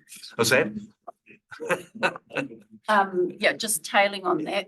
So I guess this comes down to clarification around structure and expectation. Emma did actually say when she was involved with the board before my time as chair that it could be a full-time role between managing the two boards, and that is with her wearing the other hat. It was not a sustainable role. So whatever level of support she's done in the past, that was her comments. The other comment that came from group managers, and you might be able to elaborate on this, Mr. Kirby, was that your role sitting here isn't a required one, that you're doing it out of support for the boards. It's not one that the board should expect to have. Is that correct? You might recall the meeting that we had with the group chairs around where I was trying to identify what level of support the board have. I think the general feeling was to show some respect to the committee boards that an executive leadership team member would is present to help. Because there are times when I need to probably give instructions out as a result of this board and ask people for information. Whereas if you didn't have that, you may not get the same sort of response that I do get. So, but it's not an expectation of no. Well, I'm glad it's not an expectation, but it's a pleasure to be here. Thank you, and we appreciate having you here. Thanks. And of course, Mr. Dawson. Okay, are there any further comments on the matter? All right, moving on, 8-week rule. So thank you, Board Member Hughes, for attending the third workshop around the matter, which is now evolved with central government's granny flat plant policy, and so everything's sort of morphed in. And I think Councillor Maru, you managed to dial into that, so I was away and absolutely could not dial in. Did you want to provide any brief back to the board? Well, it's with the good people of the Tasman District Council and the councillors to find whether or not our solution is suitable. I understand there is another workshop coming up and the board will be invited. Councillor Dowler. That's what I got told as I was looking at the Yes. council chamber this morning. That's my understanding. Hopefully the government will make some moves before we have that workshop, which will give us a lot more clarity, but he just said, tell the board that there will be another workshop. Not too distant future, but he didn't put a date on it at this stage. Yeah. Okay, so we've got clarifications on the 7th of November. So lock that down. Okay, Community Wellbeing Solutions Project for Motueka. So the discussion document and the brain dump of some of the solutions has been sent around those that attended the hui, and I'm pretty sure it went around the board as well. We have made progress in one of the initiatives at this stage with the high school. So we've brought together some key people. We've also had lead from MOE who was at our hui. She's also keen to link in, and Deputy Chair with her other hat on is also supporting the high school around the business sector. So this is around youth engagement, work opportunities. So a staged approach to try and engage youth. This is sort of enhancing what is already currently happening in the careers advisory space from Motueka High School. So yeah, yes, Deputy Chair. So following on from, had a meeting today with John Prestige from the high school. And so John and myself are going to look at putting a pack together to present to the businesses to get them involved. So there's 3 tiers. So tier 1, I'm not sure if it's tier 1 or 3, whichever way around it goes. Basically, tier 1 is quite not engaged, need extra support. So they possibly will be in an observer role in a business. And then tier 2, where they need some support, but they're still quite capable of engaging. So then they would have 2 to 3 hours a week at a place of work experience. And then tier 3, where they are very capable, just one experience, so they would then go full on into the work experience program. We've got a meeting on the 11th of October with Mitre 10. We're using Dave Richards as our guinea pig to go through the presentation pack to see what questions he has, so that when we go to other businesses, we've got the answers. So yeah, we're moving quite well, quite positively. So this is an initiative that is born out of the Community Wellbeing Solutions Project. So thank you for all those engaged. Yes, Board Member Hughes. I'd just like to thank you guys for, there's a huge amount of work that's gone into organising all of these community representatives. I just sort of came along and sat down, but it was impressive to see, and good to see everybody from all of those departments are really caring and knowledgeable people, that it's not just their job and here I am. They really care, and I think this is going to have a positive impact on our community. So thank you, guys. Thank you. Yes, Carly. Just to clarify, is it open to every student, or will students be shoulder tapped? Every student. Cool. Yeah. That's Very great. exciting. Yeah. And I'm sure there'll be some comms around school with that and order. And just finally, I know there was lots of brain dumps, and some of them will pick up and some won't, and they're not all specifically driven by the board, but we do have involvement. So the next thing that will sort of have this involved is our community engagement It's not a meeting, it's just like a drop-in, which will be outside the museum on Friday, the 27th of September, 12 p.m. till 2 p.m. And if the weather is awful, we will be in this space, and this provides opportunity for the community to come and engage with us on any matters of concern or ideas. And then also we can share about what the board has been doing this term and our aspirations for the future based on this project. So thank you to those that have confirmed attendance. I appreciate that, and there will be advertisement in the Guardian this and next week, and it's also locally in the library on their electronic medium. Okay, moving on. Items from board members. I don't know if Councillor Walker or Councillor Dowler want to touch on the Motueka wastewater treatment plant by any chance, or I mean, at this stage, we're basically just going through terms of reference, but did you want to? No comments? Hopefully we'll be able to bring something a little bit more solid next meeting. Actually, no, it might not be because we've got 2 meetings in October and it probably falls after this meeting. EPOD, so board member Armstrong, I did ask him if he would engage with the EPOD lady that, gosh, just names escapes me, who came and presented to the board. We had that discussion, and I don't know if you want to provide there as an attachment, but if you want to provide a wee update on that and your thoughts for the board to consider. Just summary really. Amanda was her name, I just read. Yes. I assume people have read the report, so basically at the end, the question is, what do we want to do about it? It's either, now we take the thing on as a big project, which I've advised heavily against because we don't know what the next board is going to do. We can't commit them to a $60,000 project. It could initiate and seed something, but that would need someone on the board who's got lots of contacts and energy and so forth to go around and find people who might be champions for it. Amanda did say with this sort of project, you need to have at least 2 or 3 champions of it who have got energy to carry it through and get the fundraising, get businesses involved. It's $60,000+ just to get it started. It's a fair bit. The other one is just to say, well, it's really not our job, and hope that someone else can pick it up. I'll leave it with, that's my conclusions anyhow, unless someone can think of other options. So I'll just leave it at that. Thanks, Madam Chair.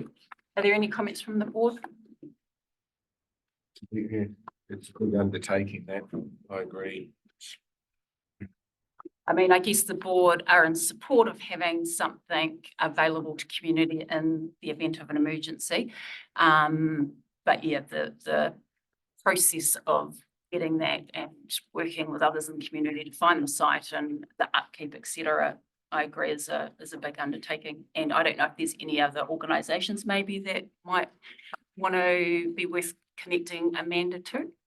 She did mention, I mentioned that she suggested a possibility because it works somewhere else. I can't remember where, the fire brigade. Cool. So that potentially we could have something we can have on our FENS meeting. And the community board could, this one or the next one, could make that a project contribution to it as part of the special projects that chose to. I can't see it being anything more than that. Yeah. Yes, Councillor Walker. So through you, Chair.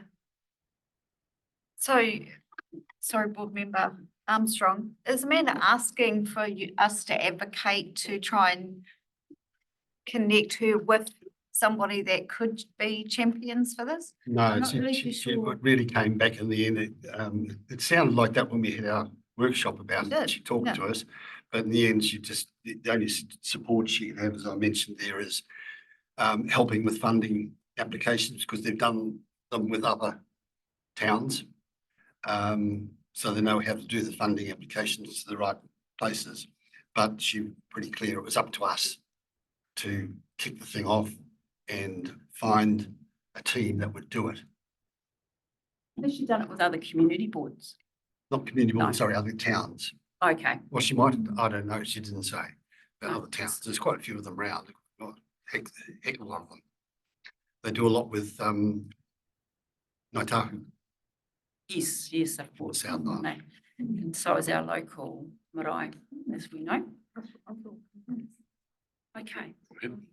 Yeah, I think Mariah it's just a was service. Teapods. Yeah. They're not this is a brand. Yes. So they've got a product, but there are other ePods. ePod is their brand name. This is the brand one. Yeah. Confusing. Thank you. I guess you've been in correspondence with Amanda. Would you like to just let her know this has been brought to the board, or is it something that you'd like me to do? I don't know that she was actually expecting anything back. She's just leaving it in our hands. I think really I could. Yeah, I guess just let her know that it was brought to the board meeting and that it's something that we will attempt to raise with FENS when we meet with them. Okay. And because that may be where it best sits. Okay. Hughes, did you want to touch on 6.3? No. Moving on. Now, right, I get your point because you were going to wait for Mr. Richards. So shall we wait for Mr. Richards? Okay, so moving on from 6.4. Submissions, we only have put through the one. Yes, but he's got his own section, but so I should have put him before our things so that anyway. Items from public forum. Okay, open to discussion. We will bring in. Okay.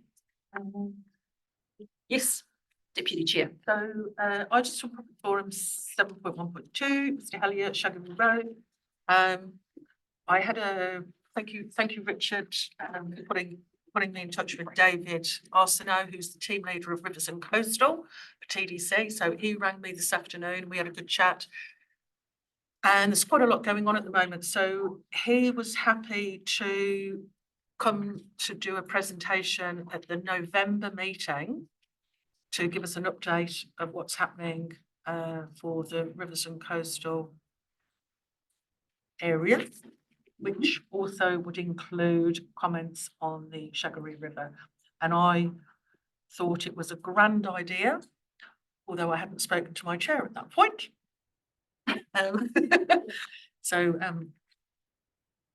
Yeah, he's happy to, if we're all in favour, to come and chat to us in the November agenda. David Arsenault. Perhaps I could add to that.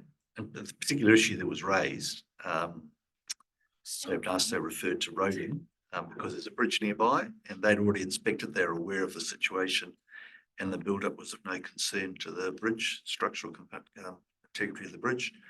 And the Rivers people felt there was no particular issue there either. But they would probably deal with it when they come to do the repair work for the money that we've got from the government on the stop banks around the beach island. So they will deal with it then. But at this point in time, it's not a major concern. So just to clarify, that was raised in 2019 first as a concern? It's been raised several times, but the teams, the roading teams are constantly inspecting bridges and anything like that that is likely to be a threat to the structural integrity of a bridge, then they would deal with it. But this one here it's not a problem. Okay. It hasn't been for the last 5 years. Yep. Board Member Hughes. Wasn't the concern about the backup, the build-up? Was it that lady complaining about flooding, not the integrity of the bridge? I'm not sure. So this was from Mr. Hellier's last public forum, and it was the build-up, but the potential of that too much build-up would impact the bridge. Potentially, was the other. Yeah, That's concrete that'll be there when everything else is gone. during the conversation, sorry, through the chair, during the conversation with David this afternoon, it was getting into quite a lot of detail. So that's when he suggested that he comes and talks to the board as a whole. So then we've all got the opportunity to ask questions. Hey, look, if they've looked at it and, you know, these are the experts, so all good. That's it, yeah. Yeah, I guess it's just to note that it was raised in 2019 and as Mr. Kirby said, it's been raised several times since, plus last month. So just to be on record that it is something that has been raised and it has been looked at. Councillor Walker. Thank you for you, Chair. So is that part of the scope of the funding that we got from central government? The work that you're talking about? Stop bank work? Yeah. Yes. So at one point we're saying our staff have gone out and they don't see there's a problem, but the next thing you're saying that it's part of that work. So is there a problem or is there not a problem? There's not a problem. I think what David was saying to me is that some of that gravel may be used in the stop bank work. Oh, And it's going to come back onto that. So repurposed. Could be, yeah. I'm not sure the details of it. But all I can say is at this point in time, they'll re-look at it all when they do the stop bank work. But at this point in time, it's not an issue. Thank you. Yeah, okay. Councillor Murray. Yeah, two things. So firstly, my apologies for being tardy and late, but pleased to see that Keith was here from CPU Heights presenting to the board. So in my mind, it presents one of the few options for Motueka's growth over the next now to 30 to 40 years, especially if we're going to accept that sea level inundation is going to have issues for building anything east of High Street. So it's really important that the board heard that. The uphill struggle for that group is it's not on the FDS, so it's not on a priority paid work for council. So if the board support that and strongly advocate that as the councillors do, we can only but hope. But what my challenge is, I haven't heard of any other piece of land that isn't already marked for development in Motueka. It's available for future growth. And if you look at the future growth modelling, there is next to nothing in Motueka because it's everywhere else. So good opportunity for you to get that briefing. But you know, I guess in terms of support and advocacy behind that would be much appreciated by some brave landowners that are willing to take chance. The other thing out of fairness is I also felt for especially Councillor Walker in terms of some of the ugliness of social media, whatever your opinion is. But I was a little bit sheltered because I was having a nice holiday, getting a nice suntan. But I had made my view known previously to councillors at a workshop in terms of if I had been at council, I would have supported the Māori ward. And my view hadn't changed from our initial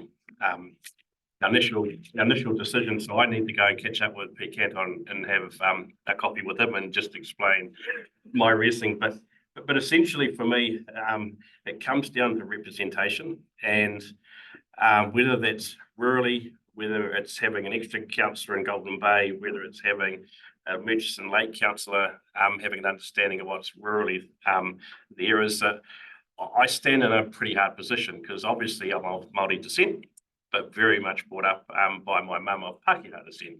So the weight I feel on my shoulders as a Māori councillor, I don't represent the views of iwi. But there's a connotation that's been said a lot of times through different bits is that we already have Māori councillors on the council. There's two distinct differences in terms of the views and the wisdom you bring from a Te Ao Māori sense that I can sort of relate to, but actually I could, apart from colouring, I'm probably just about as white as my colleague next to me. So I think it's a real shame in terms of the opportunities missed around diversity in demographics and representation. And you only need to look at the table and one should ask is where is the voice of young people as well? Because I'm the second youngest councillor, I think, on Tasman District Council, which is sad when you hit that milestone of plus 15. So for me, it's more of a view of how do you increase diversification through that. And we're all clear, the councillors that did vote and the council that would have voted for that did so knowing that if we are successful getting back in, we probably take a $5,000 to $6,000 pay cut each year. So you know, it's not an extra cost to the community, but I do worry about the business divisiveness that it will create. And I'm sort of, I don't understand. I guess I do understand the two different views. And I put it back to my dad. My dad was on the Māori roll. I've never been on the Māori roll, and the general roll will always be there. So in a national election, he could vote for a Maori seat in government. When it came to local government, he never voted. I guess he never saw anybody that reflected him in there, and that was his choice. But he couldn't use his Māori war role to vote for a Māori ward seat.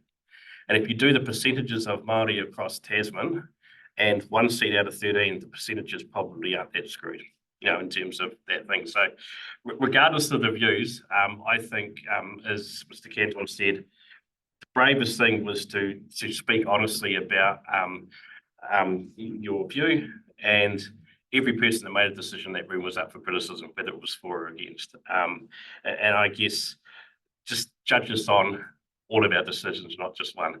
But I absolutely took my head off because I watched the video, Councillor Walker, and you may have convinced me to change my mind a bit, but I think when you speak from the heart, there's not a wrong answer. It's just different perspective, and for me, it's about different perspectives. So, but the good news is there potentially is some development for Motueka if somehow we can get it through a system. Thank you. Thank you so much for eloquently saying. I didn't want to get let off the hook because it was easy being out of the country. No, I do appreciate that. And I think just to elaborate on that point, and just to reiterate, the community divisiveness, and it is not just specifically around race. This has been going on. In particular, we've seen it, especially over the last 4 years, increasing. And so the more that we can, which is why I'm really appreciative of Mr. Canton coming and having his view, the more that we can actually sit down and have those conversations to realise, and like you said, if you're coming from the heart, you're not wrong. It's just perspectives. Now I've got Deputy Chair and then Board Member Armstrong and then Councillor Walker. I would just like it minuted, talking about representing youth, that Councillor Maru is only 1 year younger than me. But younger. There you go. So we'll have that noted.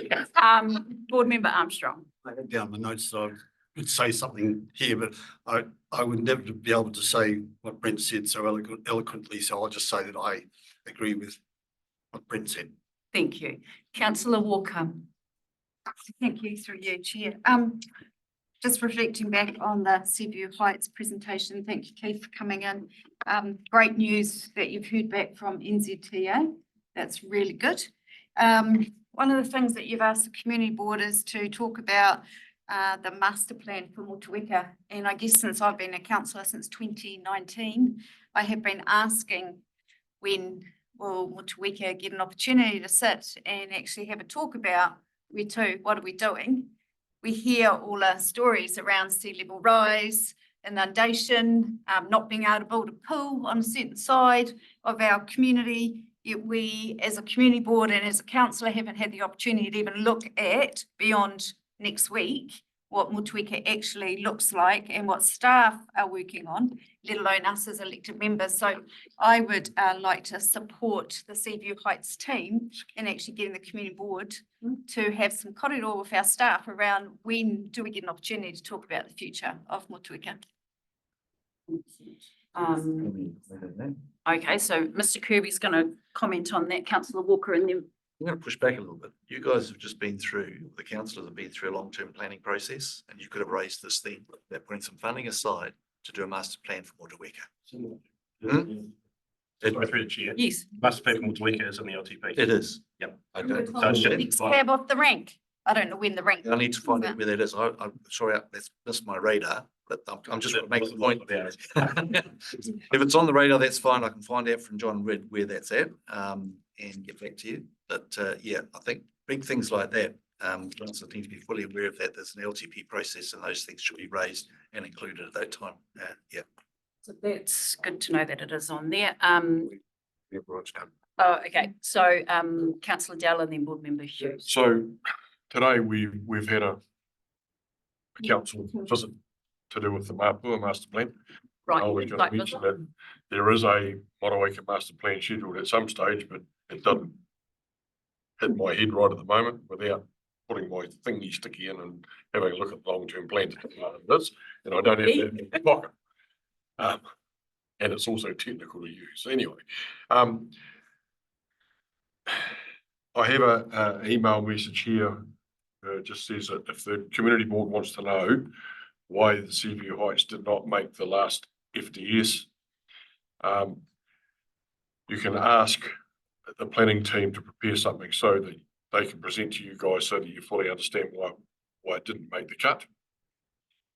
And during our meeting today, the Mayor also made it quite plain that the government is at present looking at changing the rules for the future FDS, that we will have to do things completely differently and not out for 30 years, but out to 50 years. So we are watching this space at the moment to see what comes out of Wellington regarding that, because I think we review again in 2025 or 27, I can't remember. I understand 25. Yeah. But anyway, whatever's happening, there's definitely a law change or rule change coming from Wellington regarding the future FDSs and how things are programmed in and whatever. So it'll be an interesting outcome. I can't say much more than that because Tim couldn't really put a thumb on it and say that this is going to happen.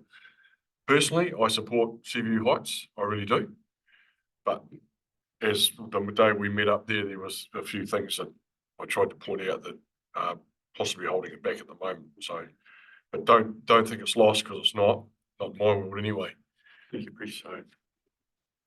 Okay, so, sorry, just trailing back, you said perhaps the board have a meeting with who, which group, which The planning department, planning department? planning team. So if we can have an action on that? Yeah, and they could prepare something so that the board would fully understand why the Seaview Heights didn't make the last FDS. Great. They'll put something together to explain it.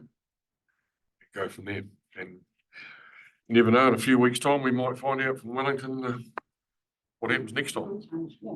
Okay, so we had that action from the planning team, and we also put an action for the board to connect directly with Keith and his team after we've got that planning feedback. It would be good to go through some of these questions that Keith put forward to the board, some of which have been answered, and yeah, and actually have a conversation and work through this, because I feel the board general consensus of the board is of support. Board Member Hughes. Yeah, look, I'm a novice at all this. I don't understand all that's going on, but I just see what happens in our region. Driving to Richmond on the Military Highway, it was all forestry. Now there's all wonderful looking subdivisions and that sort of thing. It happens, and you've got other developments. You've got berry fields. It happens. They apply for resource consent and it goes through. So from what I've read, the big thing here is the zone change. That's a biggie. Whether or not we've got all these master plans and that in place, how difficult it is it to go, hey, we want to do this? That's been asked, obviously. You know, Seaview Heights have the option of doing applying for a plan change themselves. At this stage, they're requesting council to bring a plan change forward on their behalf to try and get it sorted. So it's between a rock and a hard place, because council has put in the wastewater treatment plant towards the end of the 10-year plan. So that is the restricting part of doing a plan change, because it would have to be deferred, and the government don't want us to defer plan changes anymore subject to infrastructure. They want us to be ready to go when everything's in line. So so the old septic tank issue, that's an option for them to do through a plan change if they wish, but on the day they requested that they have an option to connect to the council wastewater system. It just seems like a great idea. You know, when it seems logical. It's high up. It's not. It'll all be able to be built without too much impact on roads and everything else, where it can just sort of quietly develop and suddenly happen. But anyway, well, I think it's a great idea, and obviously the experts will do their bits, and this falls closely within our community wellbeing solutions about the housing crisis. So it's definitely something the board will want to sit down and move forward. So are there any other comments on public forum? We had Pauline speak about rubbish bags. So I was a bit confused. I think she quoted $7 a bag, didn't she? I think it was more. I think we buy them for about $3 something, as long as you go to the council office. I think think if- this. if you- I think they are quite dear. Can have a council office and It's $3.60 to take a bag, a 60-litre bag to the dump. Your own bag. Yes. But you can buy the rubbish bags, because my wife's gone into the TDC here and bought the rubbish bags over the counter. I'm heading down there. And, Supermarkets as well. pardon? They're at the supermarkets as well. Yes, but the supermarkets are dearer because they make their markup. Top tip, everyone, go down to Give us your council office, it's cheaper. can't Sure. find Also, anything it's specific on there. But I guess let's put in action that we get clarity around the costs and where it is cheaper. Hey, I We have the think, cost. Yes, of- we do. Is this for TDC? Yes, so TDC charges from the 1st of July 2024. Small bags 45 litres is $5.40. 60-litre bags is $5.80. And maybe $7 at the supermarket. I think, sorry, I think what she was wanting was just it all included For now. in your rates, sort of. Oh, right, I think yeah. that, you know, like the recycling's free or not free, we pay for it. So it's not an ongoing cost. look, we have to- yeah. I'm sorry, I see this sort of thing, but look, you've got contractors, you've got men, they're driving around, they've got to pick it up, deliver it. It's actually bloody good deal, I think. I know that sounds, I've been taking stuff to the dump today, and for someone to come and take your rubbish away for $5 in today's market is not a bad thing. I mean, what makes it cheap? I mean, do you charge $2 and subsidize it? It's got to come from somewhere. Councillor. The worst part about it was years ago when the waste was being reformed, I was back in council and put my hat on again. It was discussed about council supplying bags to ratepayers. We had a lot of pushback from elderly people to say that we don't want 52 rubbish bags a year because we might only use 4. What are we going to do with the rest of them? So that was when the decision was made to make them available for sale at a price for collection at the gate. We get it collected from my gate every fortnight when the recycling and your recycling bin in the blue bin with the bottles in it goes. You can put your rubbish bag out with that, and another truck comes through that picks that up. And my wife uses that. Weekly in here. It's weekly in here. It's fortnightly in the rural. Oh, I'm another bonus. I get it weekly. Yeah, there you go. So Better and better for I'm me. paying the same rate as you, and I'm getting screwed. So there you go. Like we've found out. I guess just to make a point that $5.80 may be affordable for some people, but not everybody. And we have seen an increase in dumping rubbish, and whether that's just people being idiots or whether it is actually people cannot afford to go to the dump, because I know those prices have definitely increased because now they're doing it by weight, I think. Well, it's definitely changed. It's way dearer than what it was. So yeah, so that is an ongoing issue, and how it's addressed, maybe subsidies is the one that's probably through MSD, yes. The cost of the bag is not the cost. It's the processing of the rubbish. It's in the bag. The bag's worth about 3 cents probably. Yeah. So that is what you're paying for. They pick it up.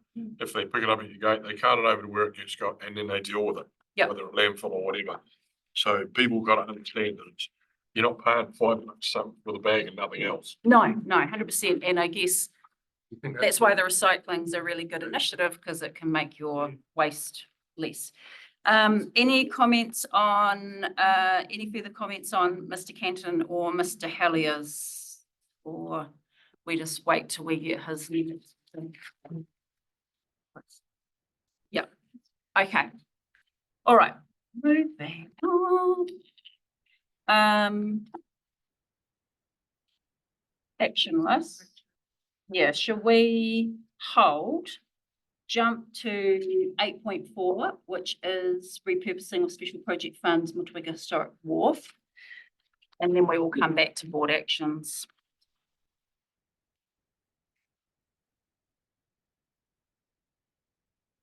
Right, I need to find where that is here. Welcome. Yes, kia ora, Madam Chair and councillors and community board members.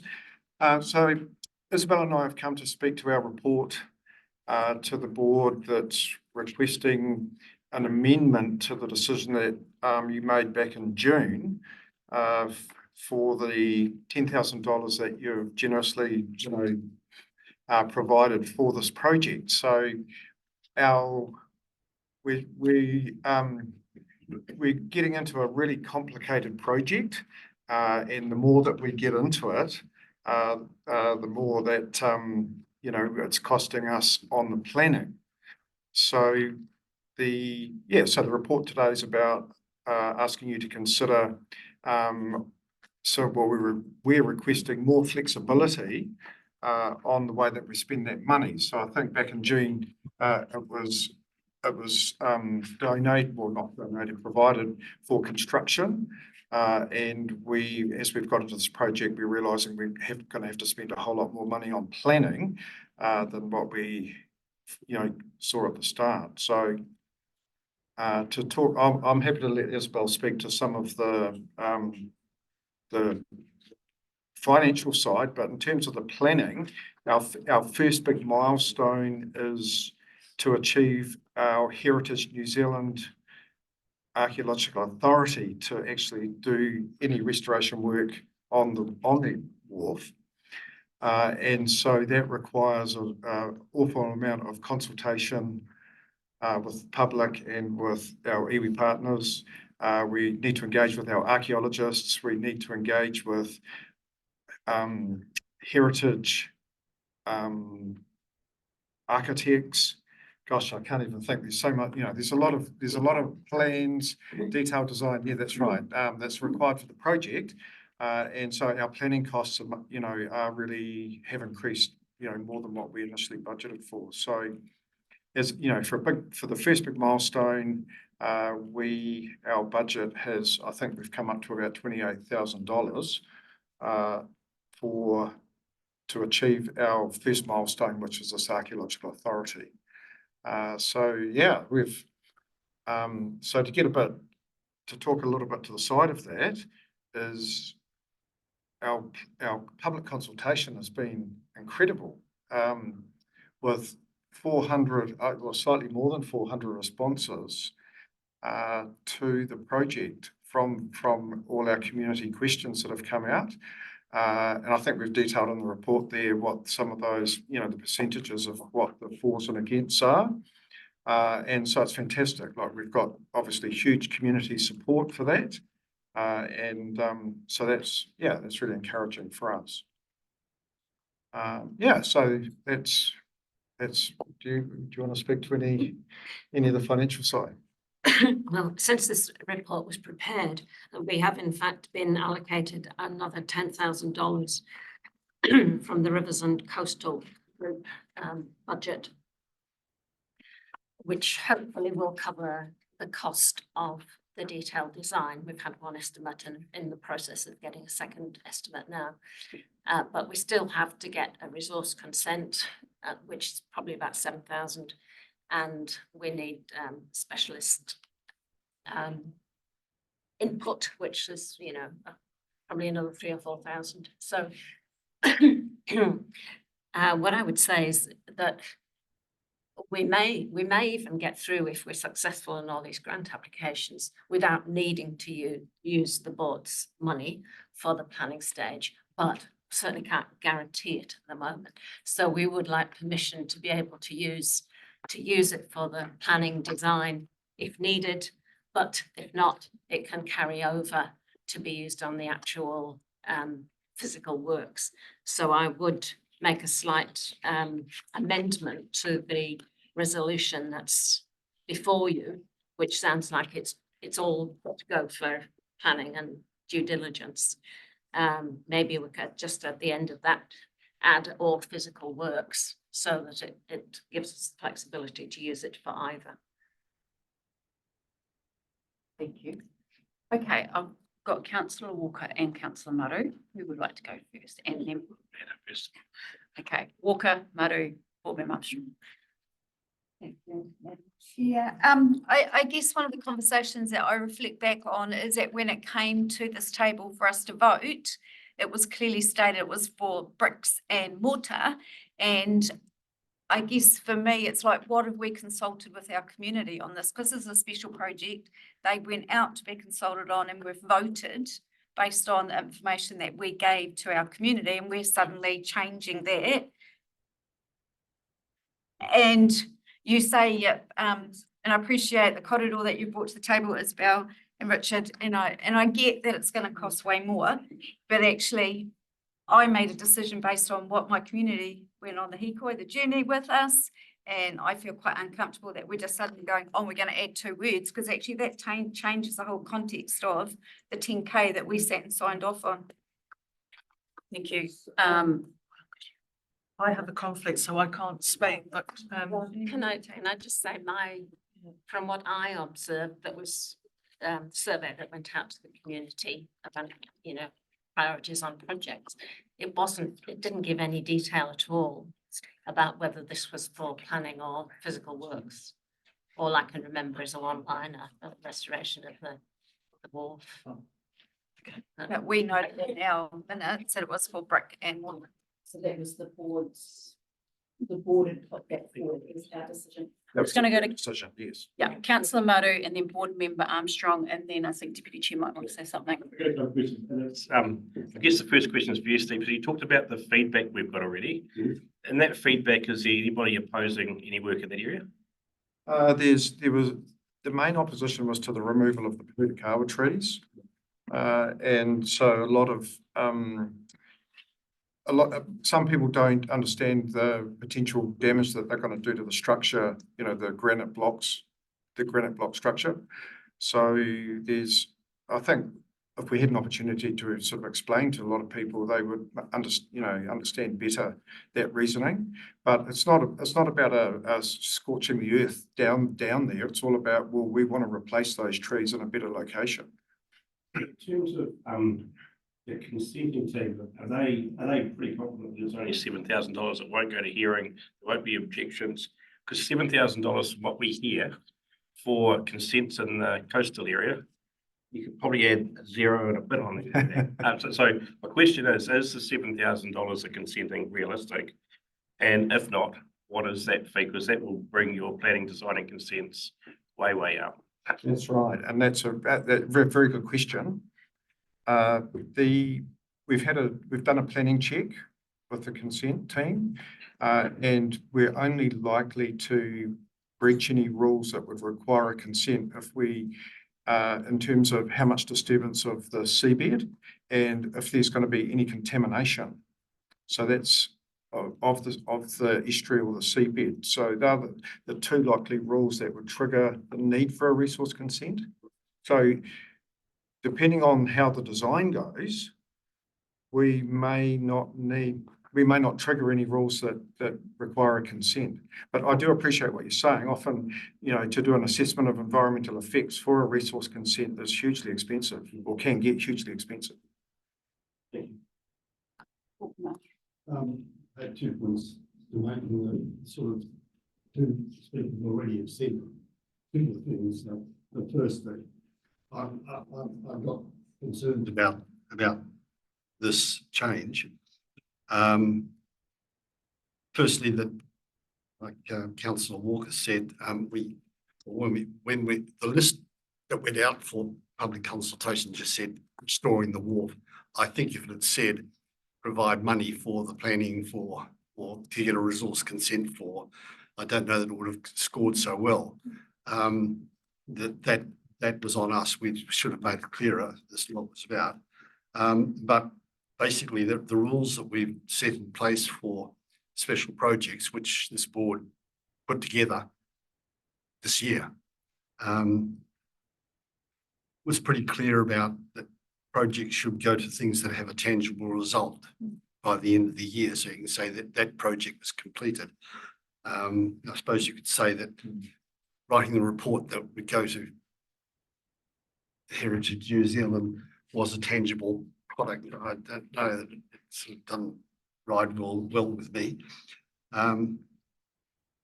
So we sort of said bricks and mortar. This is the general sort of thing, something that you can actually see the results of. It's built or it's in place. Secondly, that yes, I've been following with a little bit of interest as a half outside of the situation with the Mapua boat ramp, and the fact that that's just costing more and more because unexpected things have happened.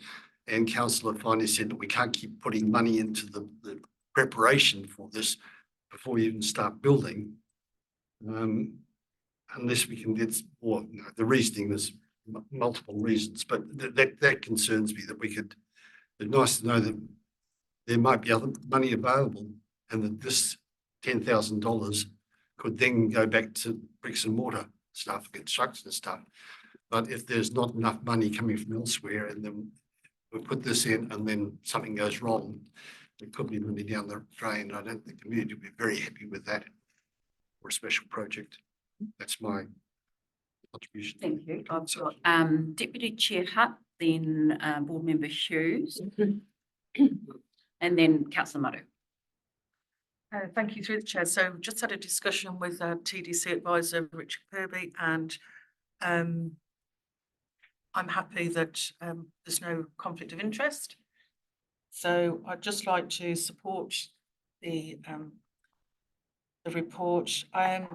No planning, no project. So just following on from what Board Member Armstrong said about going out to the public for consultation and voting, it's the same as any other project, in my opinion. When you say playground equipment is going into such and such a place, we don't itemise and say such and such is for digging, such and such is for bark, such and such is for a swing. It is, do you support this project as a whole? All the nitty gritty is it's asking the community whether they're passionate enough to vote for this project. They rely on us to do the other parts. And when it did go out to community feedback, it scored top. So that in itself speaks that the community really want this project to happen. And I truly believe that because of their enthusiasm and passion for it to go ahead, if they thought that it wasn't going to go ahead because of a criteria that said whether it was agreed at bricks and mortar or planning, they'd be pretty horrified, in my opinion. There is also, it's a huge project. Nobody's denying that, but small steps to get it through the hoops. It's not just a historical project, it's also a safety project. Just like to mention that as well. So that's all I have to say. Thank you. Councillor Maru. Oh, no, sorry, you're correct. That's all right. No, Board Member Hughes. Hey, look, we could probably talk about this all night long. The fact is, this is an important project, and yeah, we've got this. Oh, it's bricks and mortar, and that. Well, that's what this is: marble, granite blocks. But we're in a modern day, and I suppose back then they just bloke went out there and sketched it all up, and then they came down with the horse and carts and the drays and the bracketing, and they built it. We've got a modern day equivalent, and you can't build a house without a plan, so you got to have a plan. I think people will understand that, and I'm sure, as I said, this is a project where everyone's going to want to get on board. The Tasman District Council, I'm sure, will want to get on board here. They're not going to want to cause problems. So this is just a great thing, and someone's got to be brave enough to get the ball rolling. We've got wonderful, passionate people here. we've got $10,000. If it means, well, we're gonna have to move it into this part, it's still, as long as it starts the project and gets the project going, let's do it. Thank you. I'll cop the blame if anyone minds. As well, remember, you can rewrite the policy as well then. Yeah. Thank you, Madam Chair. So you've started conversations with Lottery, Environment and Heritage, and just correct me if I'm wrong, they'll only fund once you have consent, plans and consent. So have they given you any indications of what level they might supply, they might support? We haven't discussed that with them specifically. They do have a general guideline in relation to council, projects on council, where council's the owner. And if I remember rightly, it's that they want to fund more than 2/3. Because I guess that's important in terms of the total cost of the project, as some funders, so I think Ryder's moved to say that once consent's issued, then funding can come from lotteries and the likes of the big funders. Until consent is issued, their money stays in their bank. So there's a limited amount of different funders in terms of gaming societies, I don't know if you've tried them, to access that first bit of money to get the work done. So I guess that's the spinning thing, isn't it? And I'm not sure if, because the fundamental part of this project is possibly the community board funded this too quickly. And it could have been the final funder, here's the last $10,000. But I do take Deputy Chair's point in terms of it's a holistic part of the building. Did we once question where the community board's money was going into? Was it consents for Dex Reserve Playground? Was it Barker Wood Playground? I don't remember us in that conversation. So I don't know. Deputy Chair. Just, Yeah. following on from what you said, Councillor Maru, is the project, as you said, is kind of come to a halt until we get the resource consent. So our money would be well used for that, so that the community that have voted for it can move on and see the bricks and mortar coming along. So whether it's bark or digging a hole, it's the project that they want to see done. Thank you, Deputy Chair. I'm actually similar to Councillor Maru, where I'd love to see the project evolve, because that is something that the community have voted to have. But given the board had discussed this and were very set on it being a tangible asset, it puts us in a really awkward position to then turn that back over. So I guess what I'm going to do is, unless anyone else has got anything else to say, is I'm just going to see if I'm going to move that we receive the report, and then if there's anyone that wants to move and second the recommendations. Yes, Councillor Maru. So because this is changing in our picture of legislation, is this a percentage based reversal, or is this the resolution of ending it? So is this a 75% vote, or is this just the majority vote? Through the chair, it's just a majority vote. Yeah. If you were changing, changing the project itself, moving it, then that would require 75. But this is just repurposing that fund. Thank you. And I think also if you make a decision in the meeting, later in the meeting, you want to revisit a decision, I think you need 75% of that as well. I'll take the blame. Yeah. I'll move it. Okay, so Live dangerously. So the recommendation, Motueka Community Board receives the repurposing of special project funds, Motueka Historic Wharf.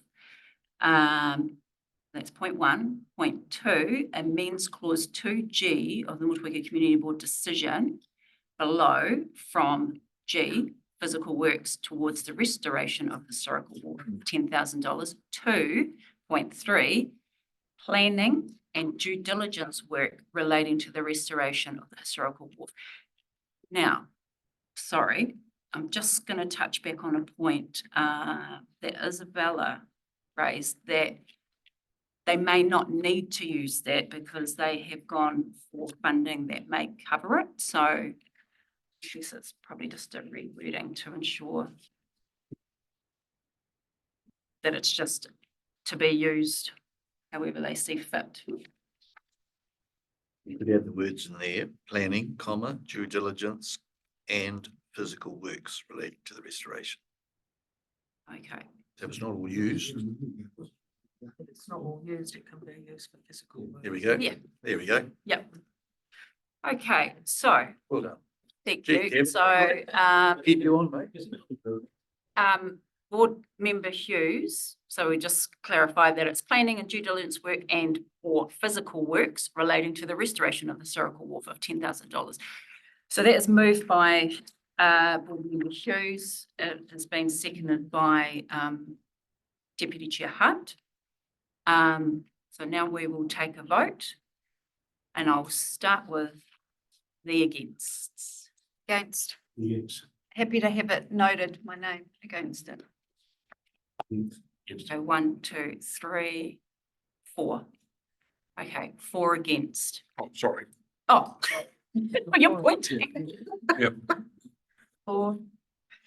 Right. Well, I've moved it, so I'm 4, haven't I? 3. So we've got 1, 2, 3 against, 3, 4. Why would you do this to me? To the later day. We're nice. I might have an option. Yes, bring up. So you're still voting on this, but simply if you change G2 towards the project of restoration of the Motueka Wharf, I would support it. Without that nitty gritty of planning and due diligence work and all that. Okay, so So if this fails, I'm happy to move an amendment to G. Can I hear the amendment?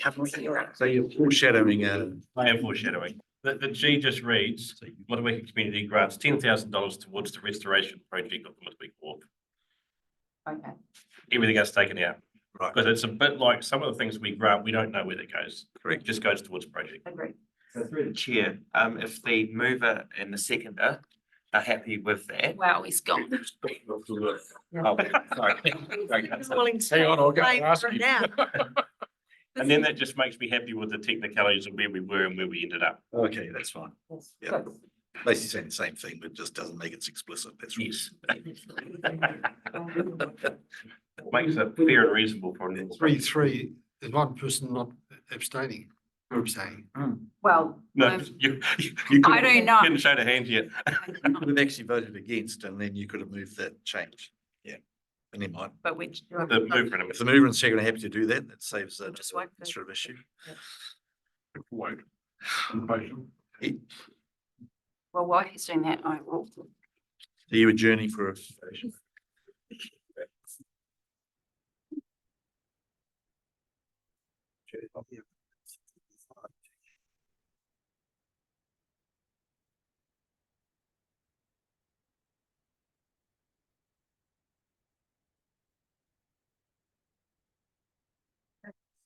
Where does that leave us with the policy that we wrote? It's not. Paper it's written on. Break the rules straight away.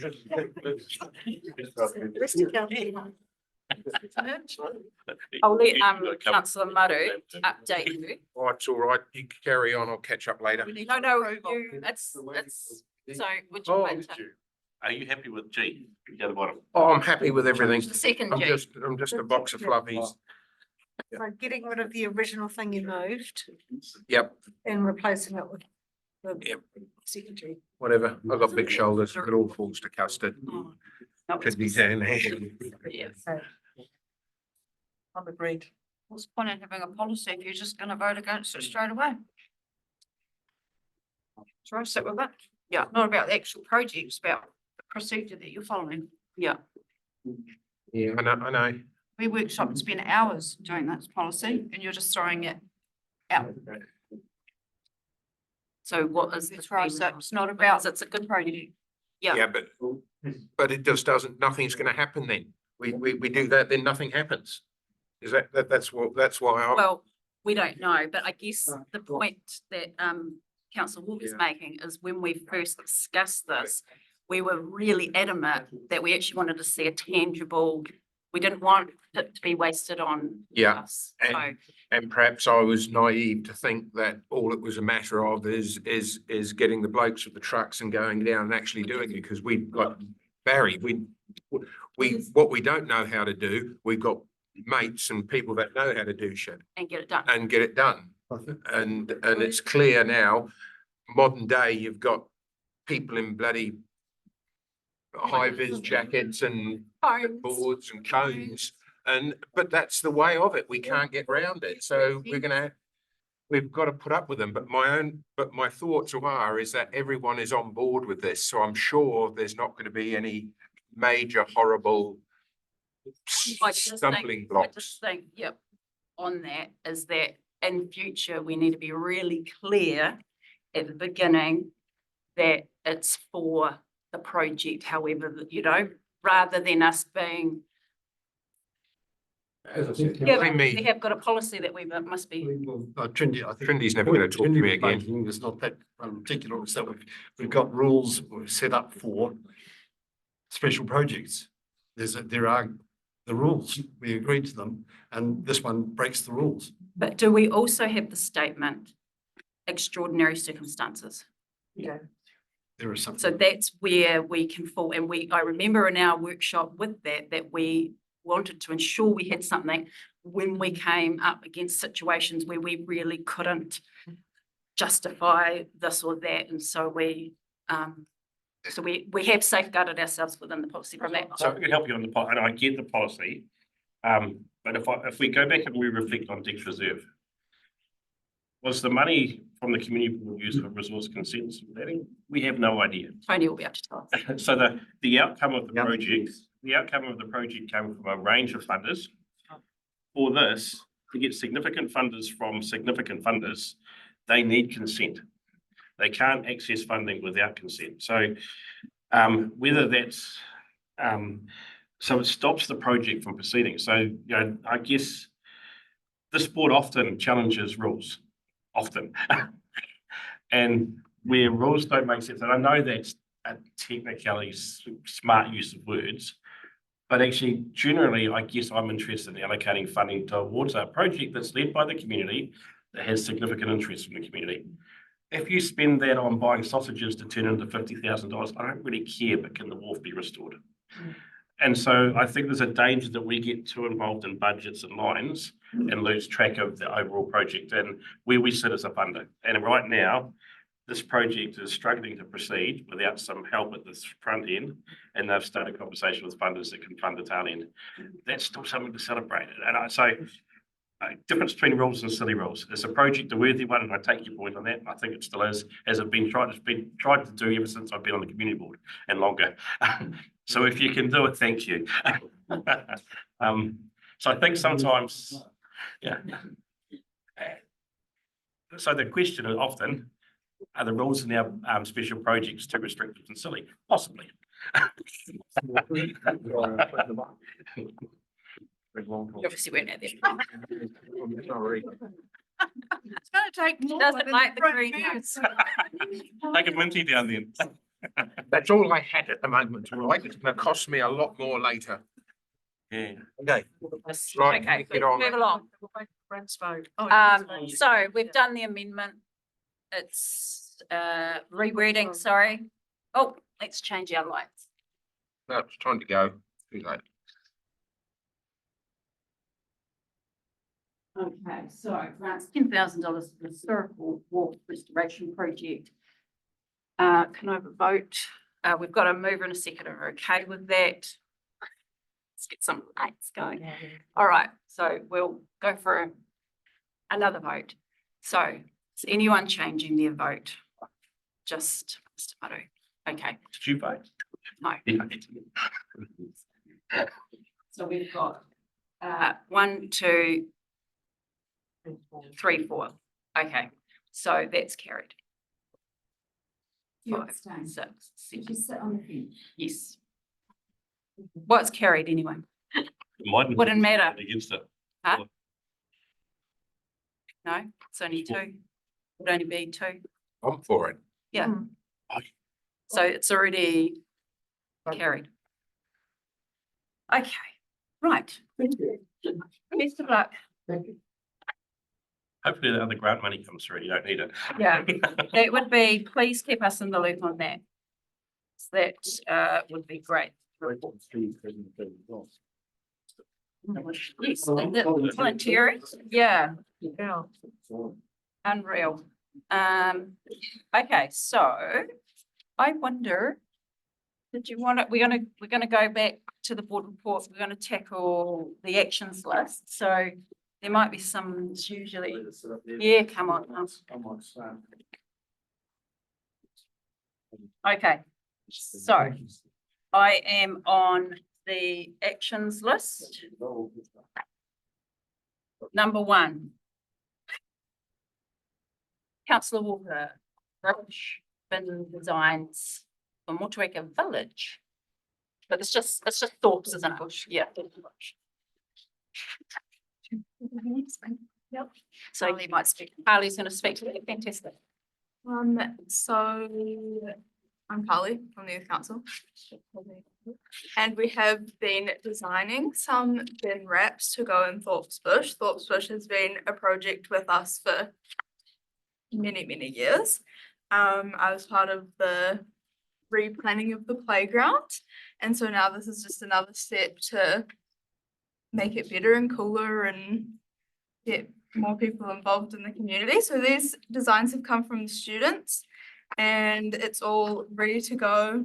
They're just waiting to be wrapped. We got a date, have because last year we were going to engage with image creators. If they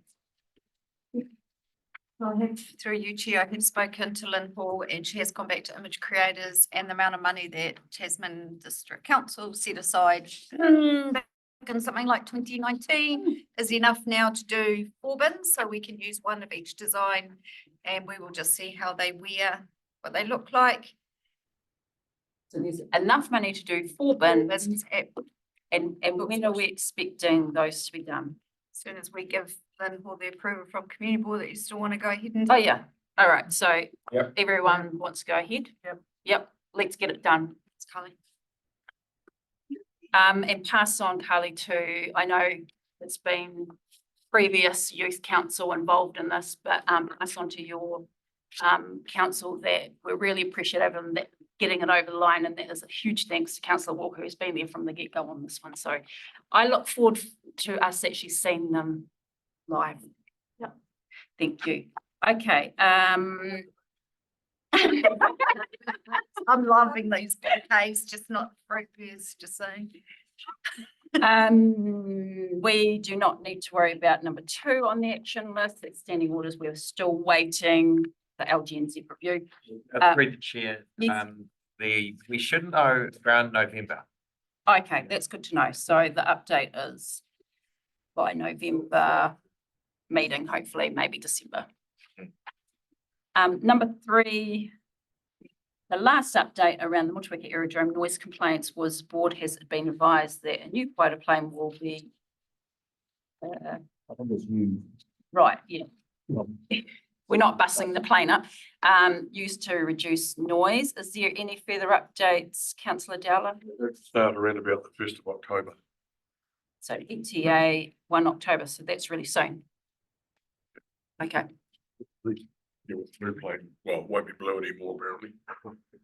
But it's the quiet plane that we used to have. Okay. Expect quite a plane. Great. Number 4.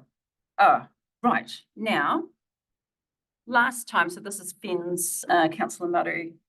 Last time you said there was something we were going to, first you wanted us to provide some things to actually talk about, but then you said there might actually be opportunity based on something. Yeah, so I know that the fire chief has raised questions around the old hydrants that are in service in Motueka, whether they're usable or not usable, in the road markings for those. So I'm just sending him a text right now to suggest 6:30 on the, what will it be? 6:30 on the 17th of October, sorry. Day's that? 15th, after your community board meeting. Oh, same day. 6:30. Do you think we would be? 6:30, you're so optimistic. 7? You guys used to be finished at 6. Out the door. 7? Yeah. Okay. So October, next board meeting. Yep. 7 PM after meeting. This is about having that. These two. Depends. Something else we're going to add on that. We just talked about it. Oh, the EPOD. APOD. So can we add that on for the conversation? Please. Thank you, Councillor Ellis. Number 5, outdoor seating plans. Mr. Strange. Last update was to be provided at September meeting. So here we are. Yes, so that was communication that you provided me, and I did ring, Mr. David Kemp. yes, and unfortunately I didn't get through to him, and the project carried on. So I apologise, I didn't actually communicate. So, but I'm really confident that we've got good wheelchair accessible seating.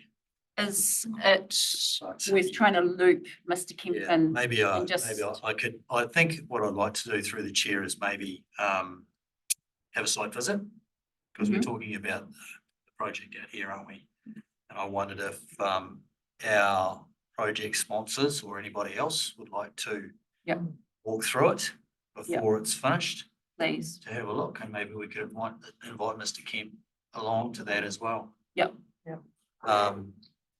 So that's a little bit remiss. I didn't follow up as I should have after one call. So, but we can rectify that. So. Awesome. So the action is for Mr. Strange to arrange a walkthrough with your working group, which was us. Yes. Mr. Kemp and anyone else that. Anybody else that, Yep. and I'll try to find a suitable time. Can I go through maybe you? Claire, to see if we can find a suitable time. We actually got a contract meeting this Friday. I'm all ready. Okay, we'll find out next week, maybe in a week's time. Yep. Thank you. Okay, number 6, Park Street oak trees.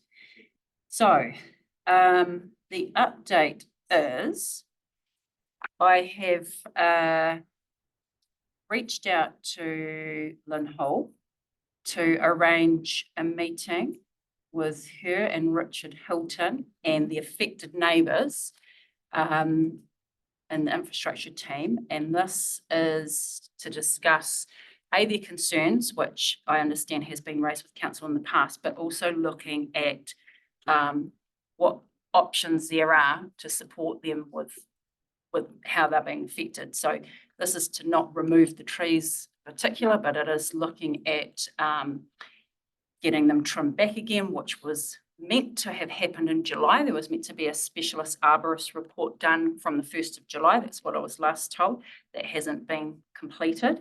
And now, because we're in spring, it's not ideal time to be trimming. So that's the discussion. Well, that's been put on the table. So I'm waiting to hear back from staff for that. Did you want to add, Mr. Hughes? I've got a bit of a connection with that tree. Okay. I've got Trees. conflict of interest. I love that tree. 2 trees. 2 trees, yeah, I know. I used to work. They That's right. throw bananas. Look. You know, the tree comes first, all right? They brought the house with a bloody great big oak tree there, and I know I'm going to get into trouble with this other bloody tree. It's just, yeah. Be careful. But this has a big badge on it. It's protected. It's protected. And the bloody subdivision people went and put, it wasn't meant to be anything. That I know that land is poison. Okay, but trimming it back, I mean, what are you going to do? Make it, it doesn't matter. It's still not going to do anything. It just means that people are going to have to sweep up the leaves. That's what they are doing. I've got massive problems at my place with leaves. And are they your trees, Mr. Hughes? Yes, they are. Yeah. You like. And, I guess that, and totally, because we already discussed this like 3 times around that shouldn't have been developed as close to the trees as what it was. anyway, sorry, but No, but maybe I'll be happy to go along and have a meeting with. yes, that'll be great. Yeah, It's, there you go. it's about how do you work in harmony with what you've got. Yeah. And if it got trimmed down too far, it would no longer be a historical, it would lose the look. So there's. But their concern is, the concern is, of course, they've brought it up here, is that a child has slipped over on the leads. No, that's not the only concern. Yeah, I know it's not the only concern, but look, we'll just get in there and sweep the damn thing up. There's a few concerns and I'll just quickly touch on them. Elderly neighbours, similar to the last one, they can't keep removing leaves from the property as well as climbing and removing them from the gutters. Another roof has been destroyed, well, part of it, from the sap. And so these are the concerns that the community have brought and we need to address them. And so if we can find a happy medium where council may be able to support in some way or not, then at least we've Okay. advocated for them. So Anyway. if I'm able to, I'm happy to go. So we'll keep you in the loop when we hear back from staff around that potential meeting. Number 7, Environment and Regulatory Committee Court matters. Matter deferred. Somebody update me what's going on. It's got to be my course. That's still illegal.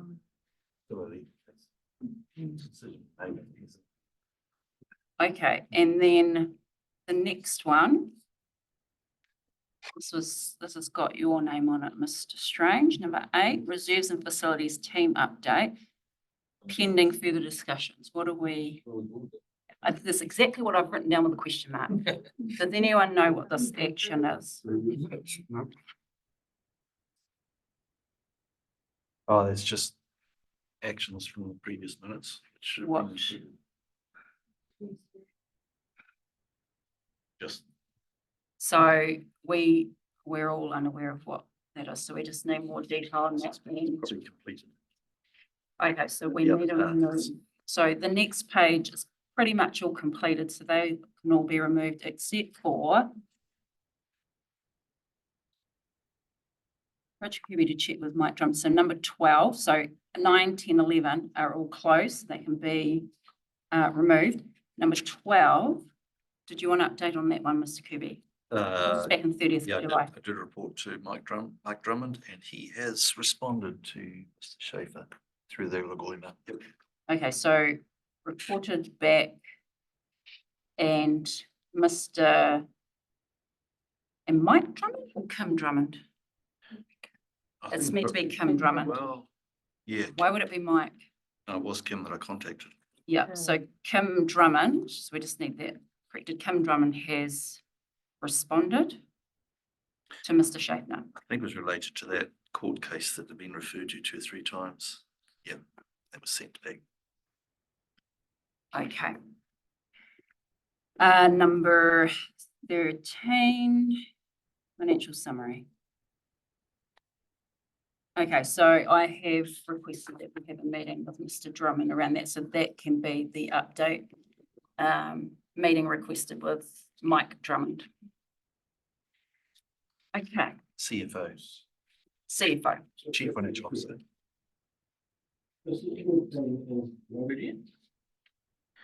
Because September report will have the carryovers. So if you leave it too late, so the process is that the carryovers will go to the September meeting with the annual plans adopted. That'll be the point when the carryovers are approved. Not going till October 24 now. Okay.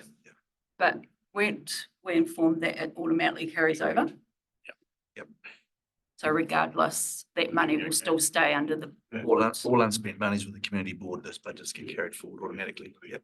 the discussion needs to be around the allocation and, Use and equity, yep. Yep. okay. Number 14 and number 15 are both closed. Okay. That's everything from, oh, sorry. 15, is anything come about with that, about the seat in Motueka? No, because the other place wasn't going to get maintained or whatever, so, and we went to the community to vote on seat being at the Coomera, so money will just go back in the pot for the next round. Because we can't put it at the Coomera, so it's Yeah. just closed till next round. So those, yeah, those discussions we had with Doc to see who could. Right, let me just see where we're at. Done that. We are moving on to special projects action list.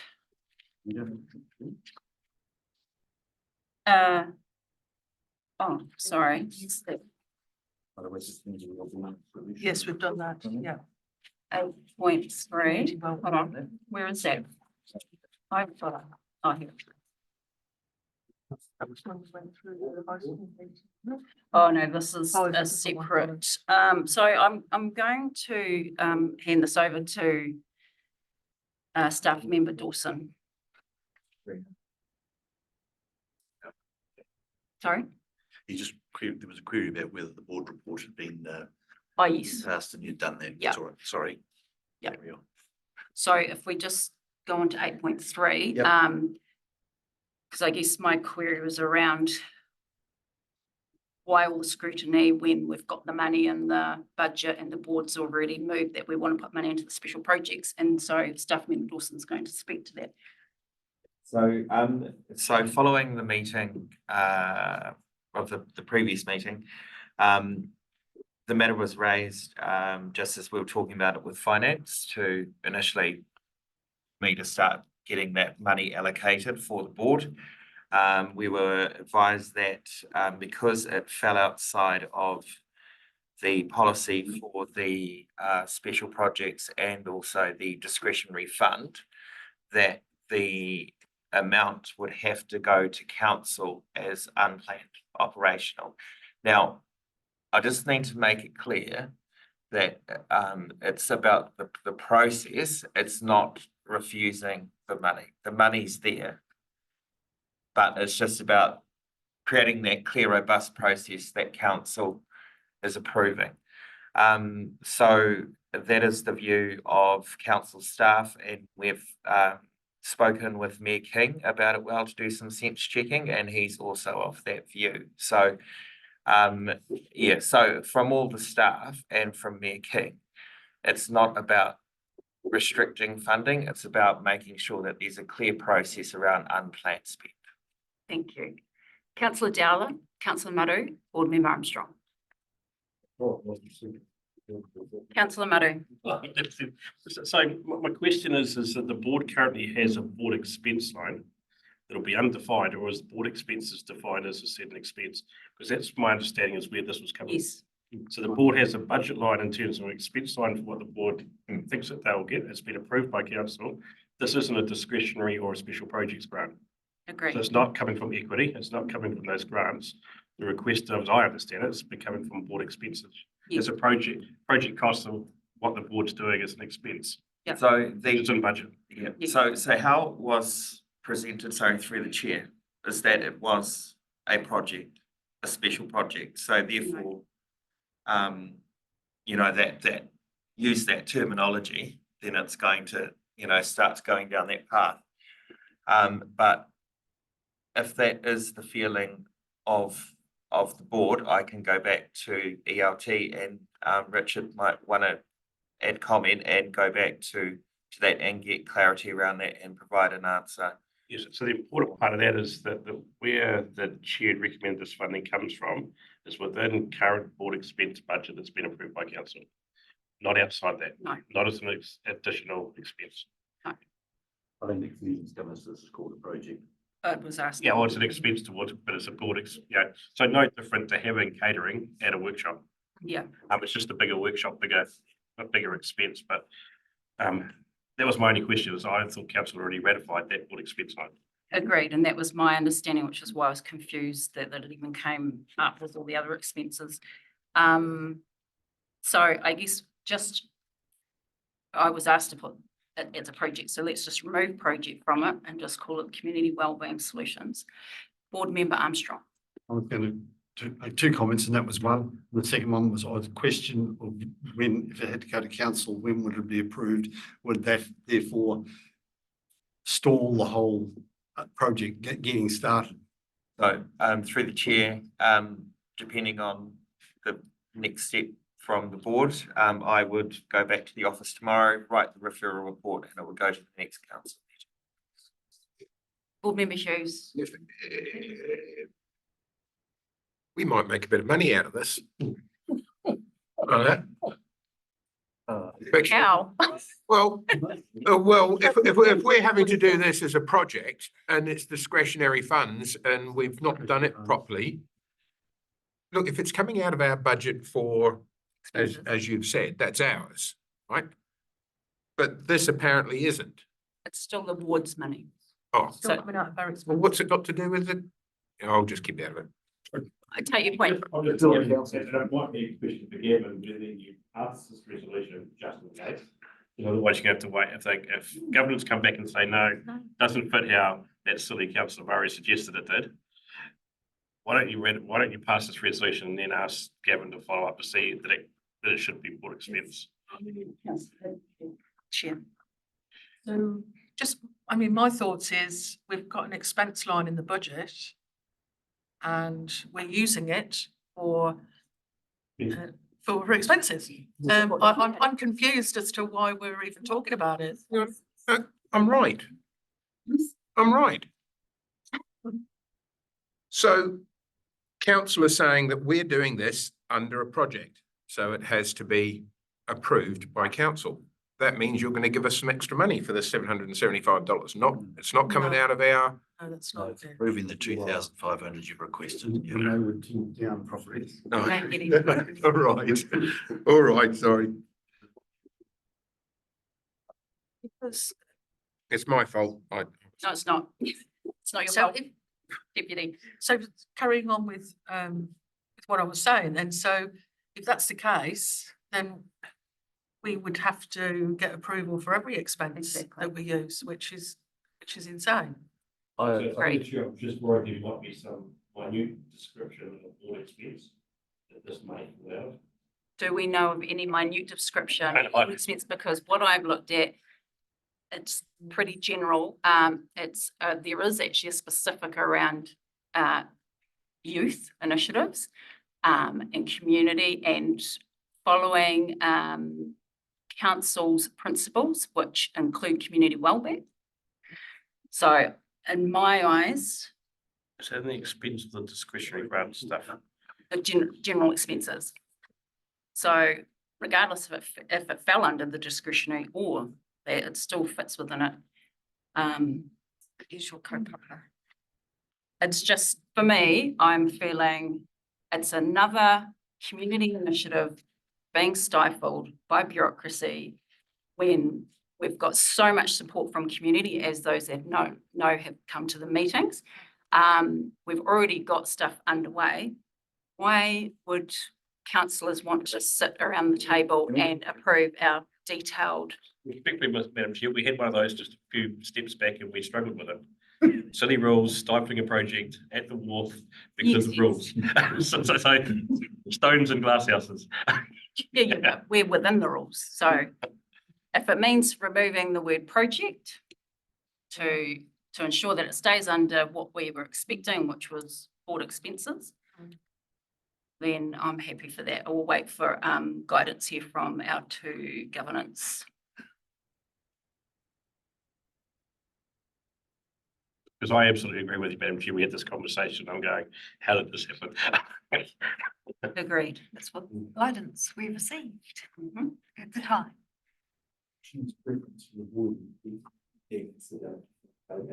Yeah. Sorry, I'm not across this one. I think what's tripped it up is the word project. We remove So, Motueka Community Wellbeing Solutions Initiative or something. just That's what it Motueka is. Community Wellbeing Solutions. Board expenses towards special board expenses. That's exactly what it's. Any consultation.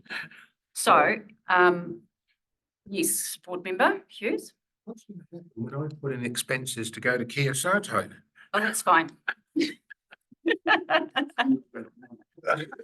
can put in what Are you going to be our ambassador? Let's, what's the advice here so that we can. My wine's getting bored now. Yeah, look, let's go. Come on. Put in project and put initiative in. Yes, but we don't want this going back around the council table because it's already approved. So I guess it's about, So how do we get rid of that and how do we put it to the board When do you need it? now? So through the chair. Yes. Going to have 1 minute to draft it. Oh, yes, Pop it up and Good idea. we'll be out. So- fantastic. So we're adjourned for 5. Help yourselves. Smoothly when I'm on This side of the table. first class. First class trip to Japan. Yeah,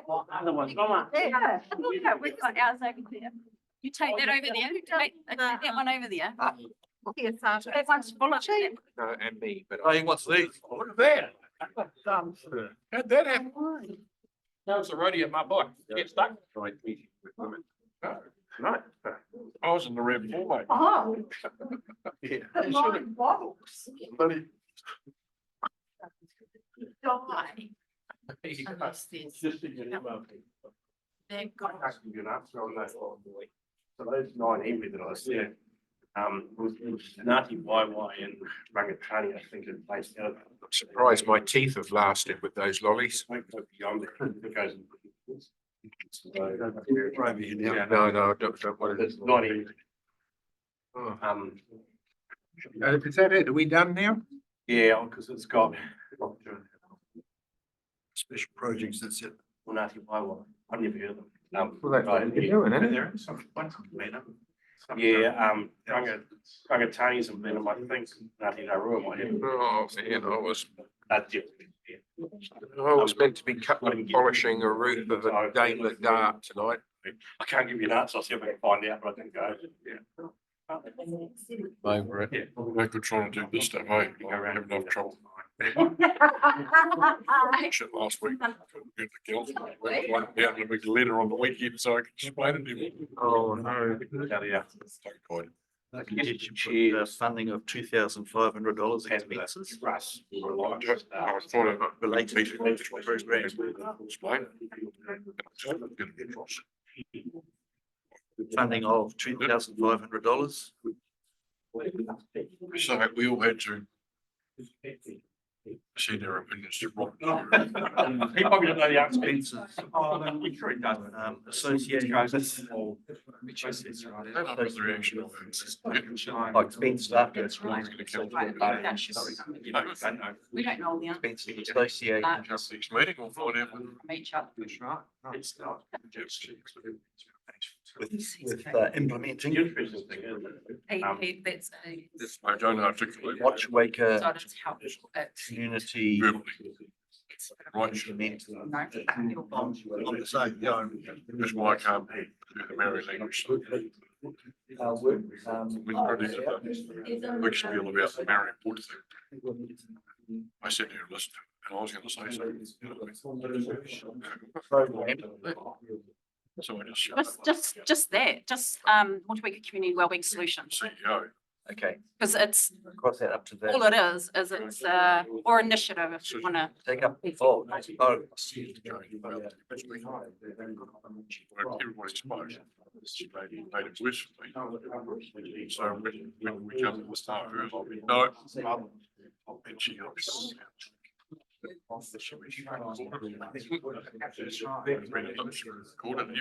Expenses 24-25 search and we'll just say.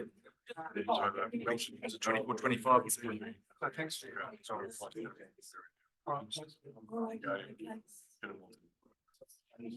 They missed me off.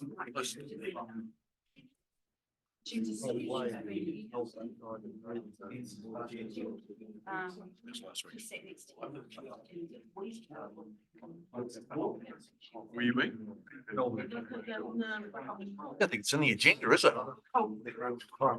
Might not see, see. Now we said. Oh, yes. Oh, no, it's not. Manias. Doesn't Community, there's a big no. matter, we're sitting inside. Community expenses. They're so close to retirement. So let's see what that was like and how he was coping with it this way. And The community board expenses budget, 24-25. You need to have some. That's it. Vertical, well done. Expenses. we just need to create. Al talks. As well. No, put expenses and then a explanation. Put a speech mark there. I was the first night Ashburn told me. Before I had him. Oh, no. Bloody hell. Just before community.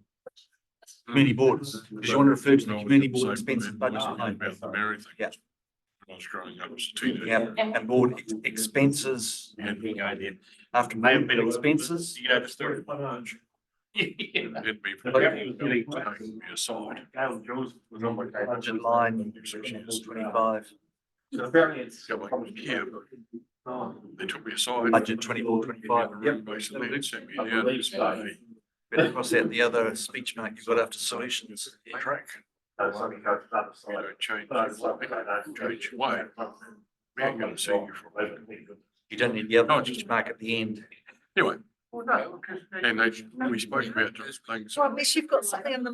Oh, we don't want anything to be said to them. At least something in the afternoon. I've been. Not for me, but for some people there is. Yeah. How you doing? 24-25, that's it. Sharing game. Not my friend. Stop. One up, one up. You wanna know what? I think that'll do it. Well, they Oh, have yeah. cancelled that, well, they have cancelled the environmental. Did it tonight? I really hope so. You was in shopping today. Doing the hard work. Yeah, sorry. Oh, I'm grumpy. It's been a long day. I thought of you.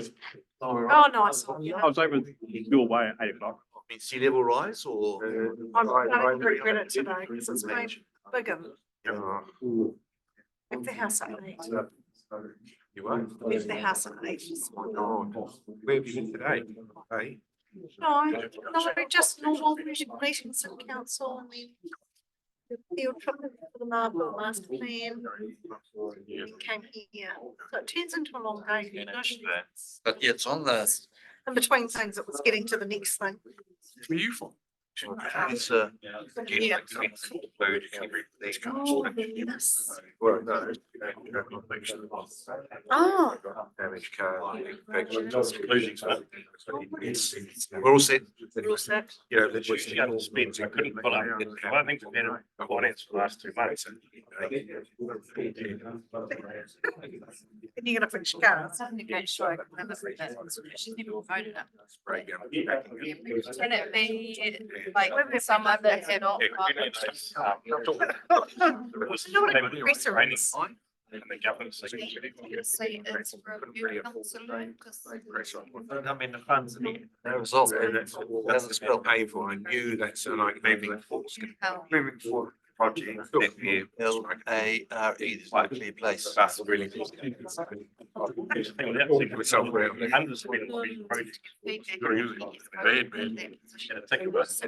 women that try and make themselves. Yeah. See, I didn't get it. Goals. high heel place. There is there a little key. Sorry, Motueka key. I need all the help I can get. Ruben. So I've been traipsing through paddocks in these ones today. Look, we've got mud up the back of my legs. We're tumbling through them. Oh. Mud. Show where the exact problem is, but somewhere along here, there's a hydro. This woman Ashburn. 20 years ago. Okay. Right. No. No, we're just going to move back into the meeting. Reports and approval of community board.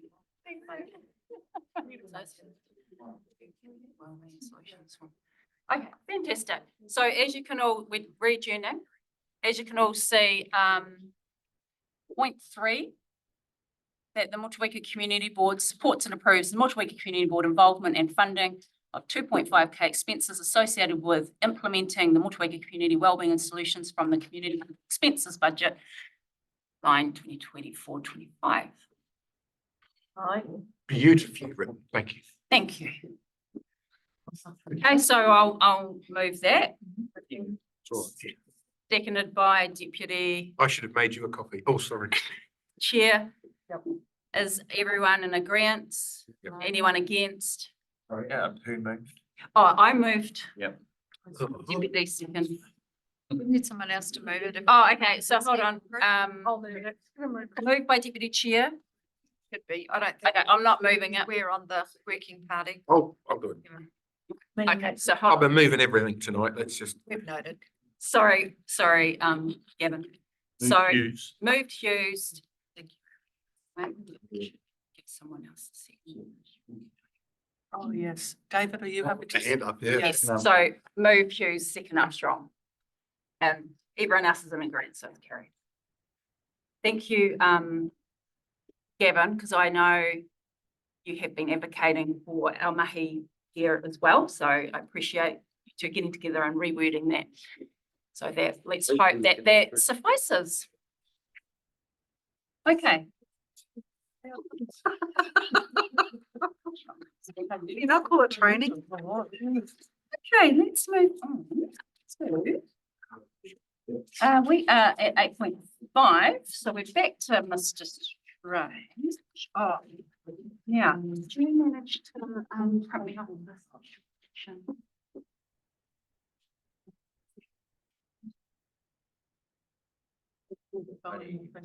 Going to speak and present those. Oh, So okay, so Mr. Strange, have you got, because we haven't got a copy of the special. Neither do I. It wasn't in. the report. But I have got comments on projects that my colleagues are looking after. Can I just see if I can bring up last month and then. through the chair, I'll pull it up and from building. Fantastic. And Yeah, I'll pop it up on screen. okay, that'd be great. Okay, right. Ah, so, Settle down. Oh, that was very well Spending done. more, yeah. So, Councillor Murray.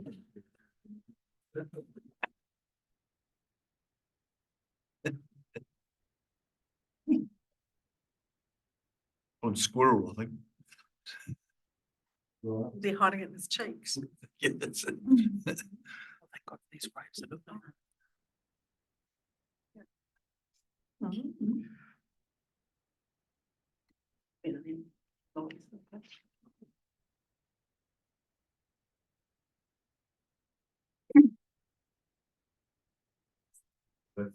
You're right, I think, I don't know if this is the right one or not, but I've got one dated, printed Friday, the 16th of August. Okay, Oh, yeah. that's better. Yeah. Yep. Right. We scroll down Dex Reserve. So I can, through the chair, I can provide an update on the Dex Reserve. Yeah, Um, let's see what the last update was and then you can update the update. was it here, last meeting? No, but we might have something written down. Sunday Cup. So down, down, Sorry. yep, down, down. There. There, Red. so July. Contract awarded, okay, so update for September. Moved on quite a bit from that through the chair. Yep. As you Yes, see, we have. We well and truly into this project. It's on time, on budget. It's caused me some problems because of that. No. I would like to invite project team sponsors or anybody else to have a look over there and see what's going on underneath all of this money we're spending. Yeah. And I think it gives you a good idea of the layout.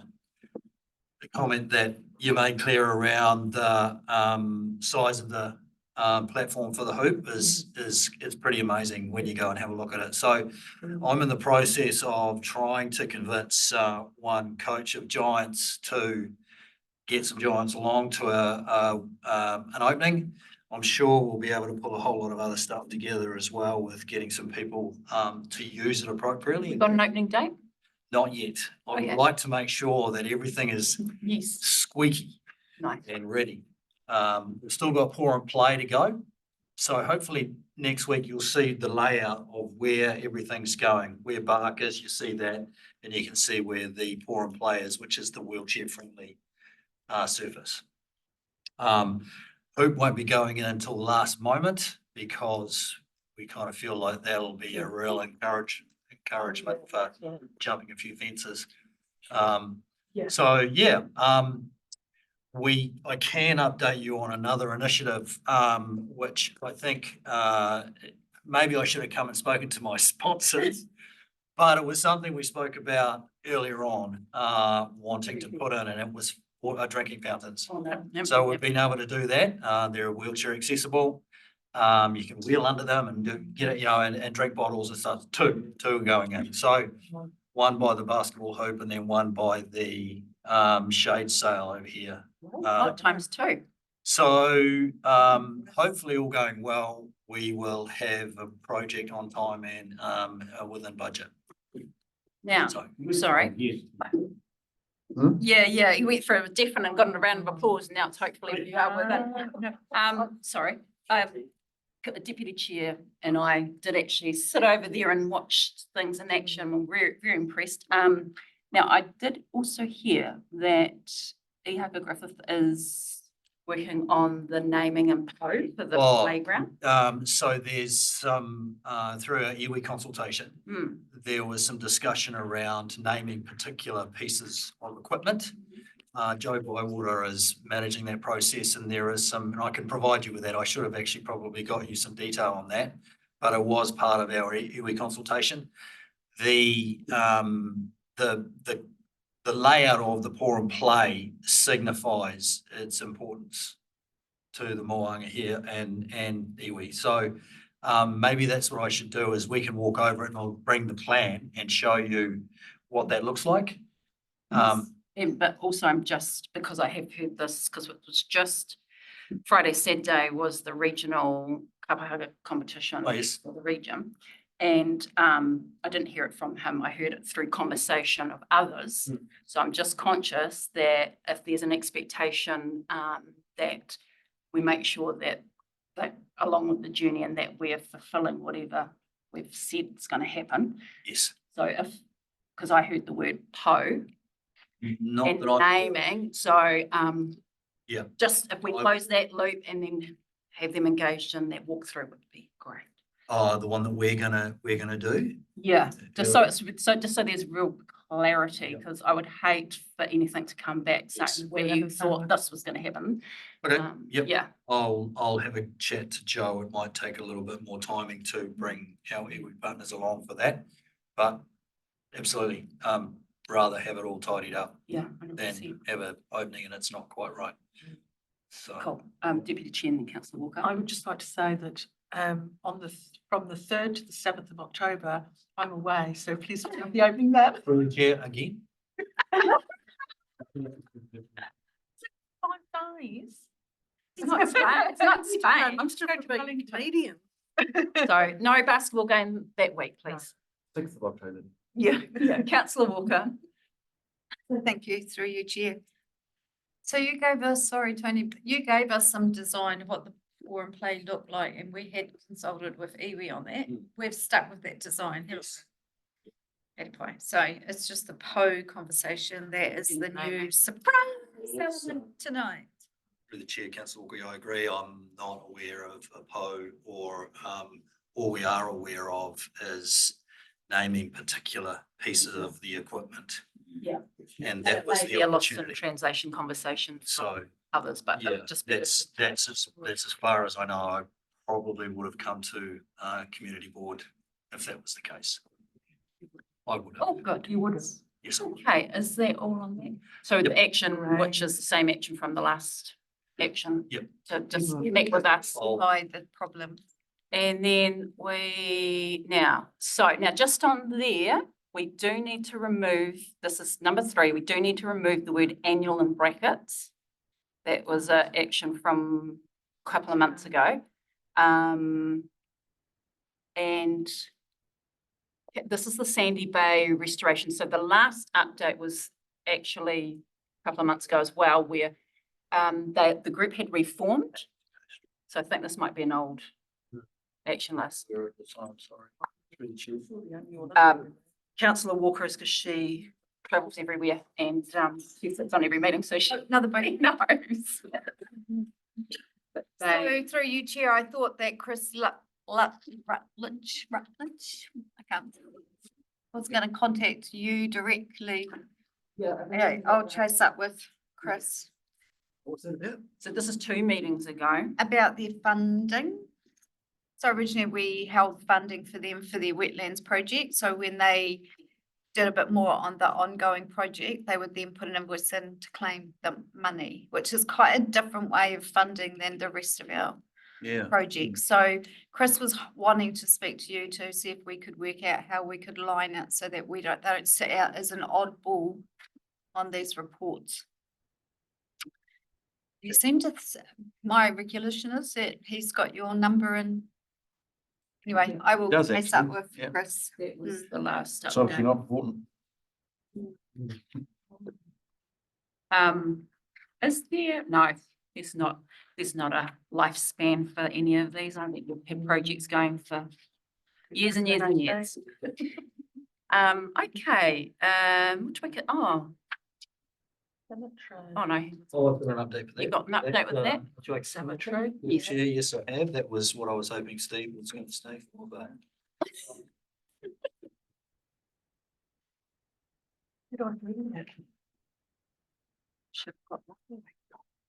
So through the chair, both Lynn and Steve have been working on the cemetery project.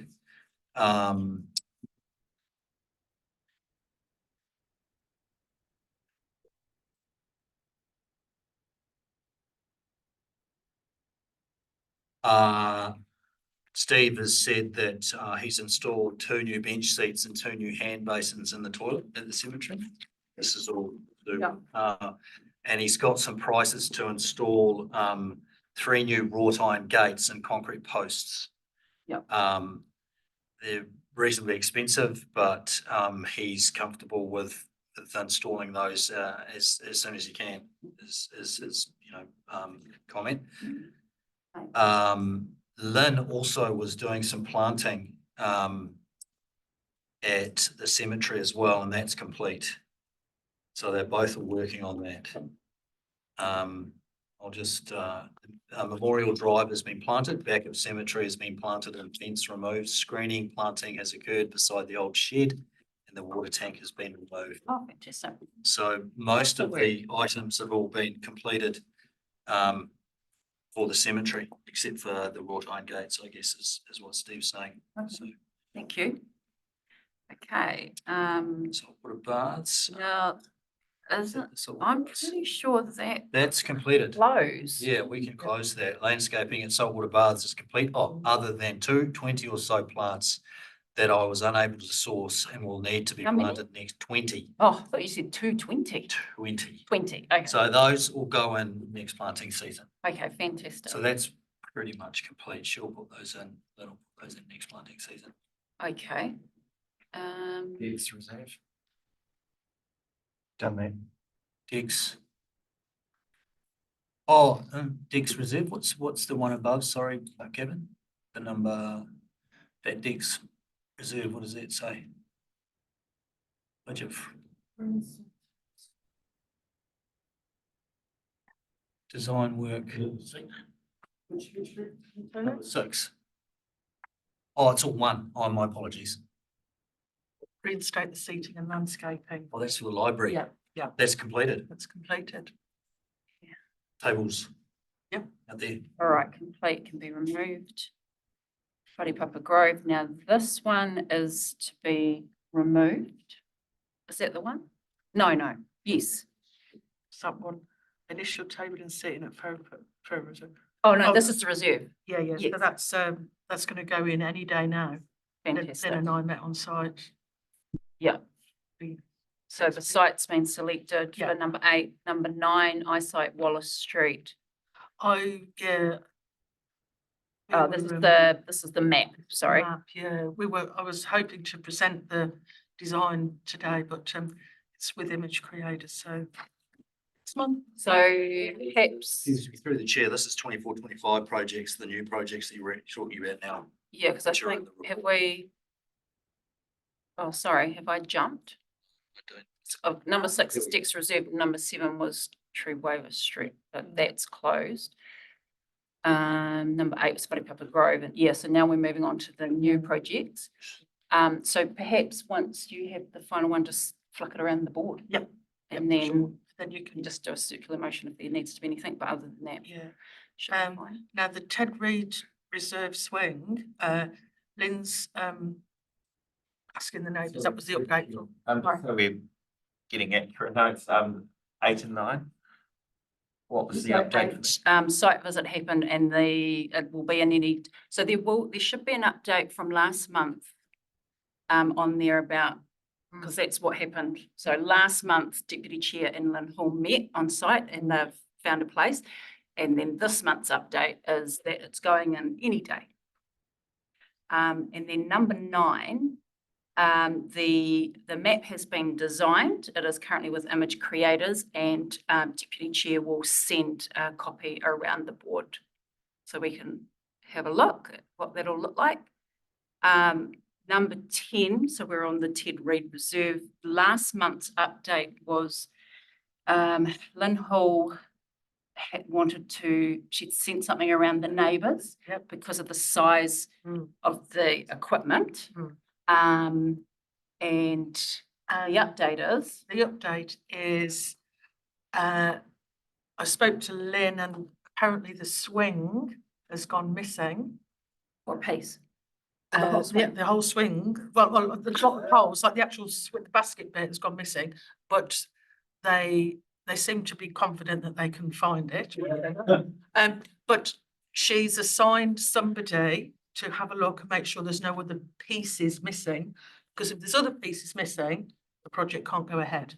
Because the project was going ahead because we already had the equipment. But they can't find. So at the moment, that's with Lynn to double check that all of the pieces have been accounted for the nest swing. Chair, I thought we had all of that covered off. I apologise that that's been confusing, and I will also help look into that as well. Is it because stuff's been stolen, or was it just? No, I wouldn't have thought so. I think it's in storage. We have at Rabbit Island, we have a storage unit there where a lot of our play equipment, there's some we. Okay. But I hope no one's stolen it. It's Bit of a worry. I think we would be able to. I think we can track that down. So that's put a little bit of a hold on. Okay, number 11. So this is the one that is now dissolved because it cannot be placed. The seating on the Kumara's northern end cannot be placed there.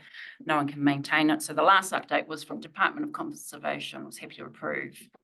And then Deputy Chair was re-looking into it, but no one's going to take ownership of maintenance. So that's going to be removed, which puts $3,000 back into special projects. Yeah. Number 12, Memorial Park install shade sale over outdoor gym equipment. And I can't remember what the last month's update was around that. Through the chair, we haven't allocated that project to anybody yet. I remember talking about this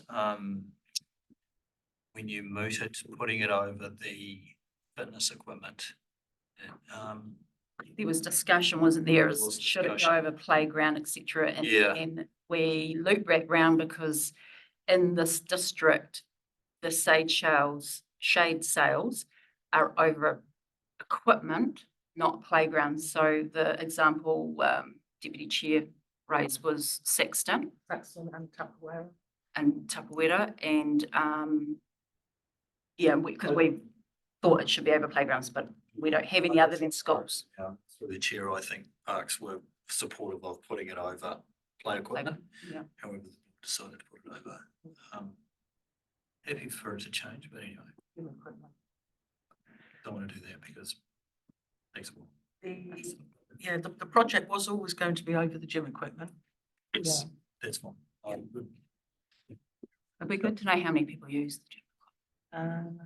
That one's closed. Here it's $18,000, which is, we still probably need to figure out whether that's going to commit, whether that's gonna work, whether we can actually Within that. within that budget. So I might have to pick that project up because I think the rest of the team have, Yeah, the rest of the team have pushed, so. but the gym equipment is well used, yeah. Sure. Yeah, revisit it, Mum. Par Street, yeah.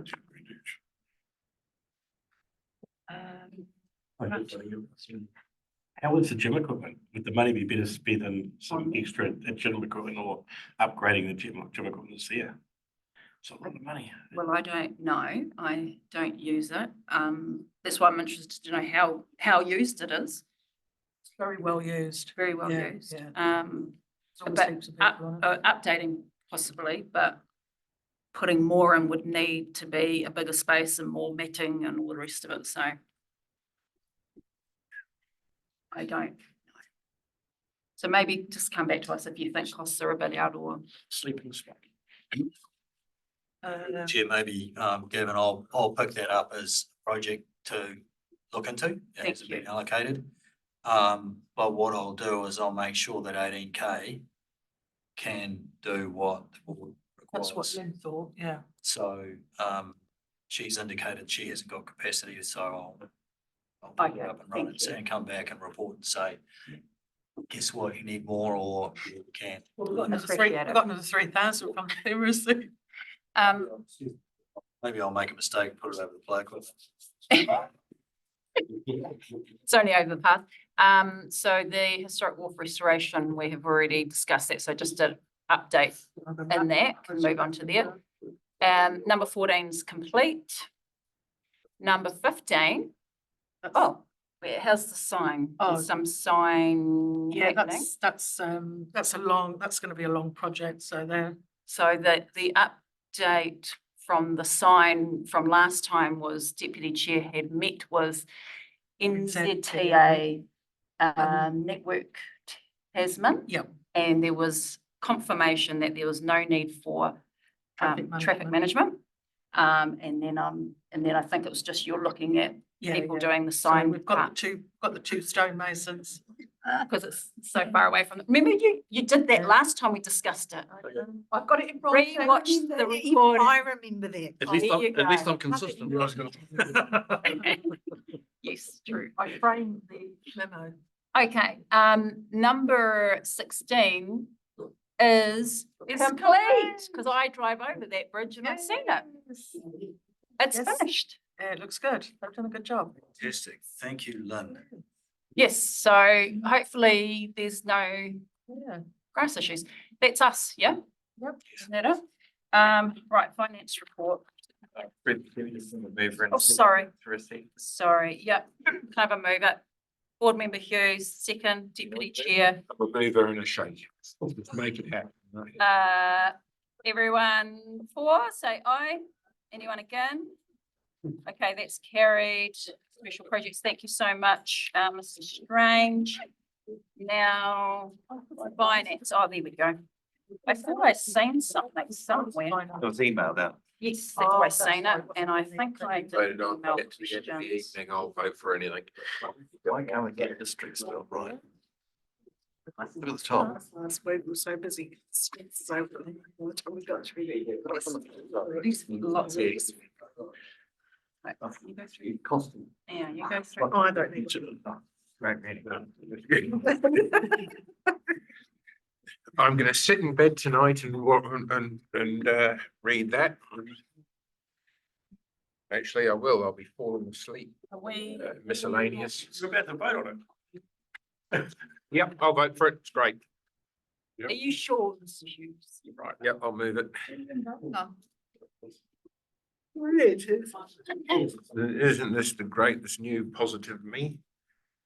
It's a lot quieter. Lot quieter. I'm gonna bring There's it a bit of my an edge to emails it. because I stuff in there. Good contribution, Nick. Well done. Thank you. And through the chair, Yes. the finance team apologise for the delay. Liz, who normally does this report, has been quite unwell. So the staff had to step in and do that. So apologies to us. Okay, thank you for that update. I'm just trying to find, because I do recall emailing, but I can't remember what I'd said. Thanks, Tony.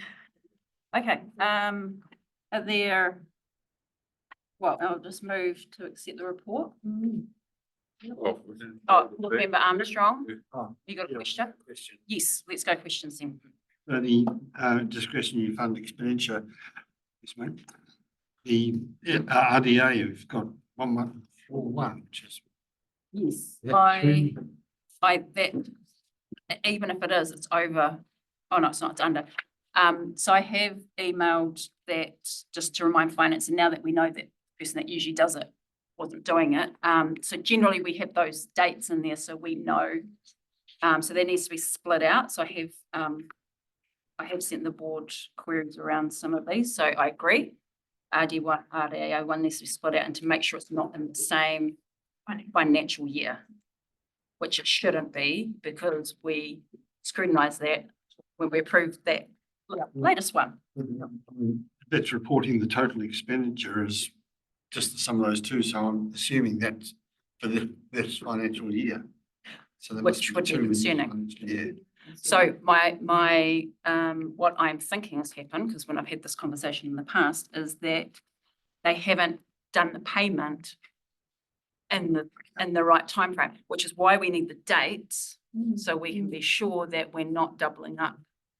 It's all about the fact that if you didn't spend it last year, that money's going to be carried forward and cover this year. Still needs to be within Yeah, our- that's fine. Yeah.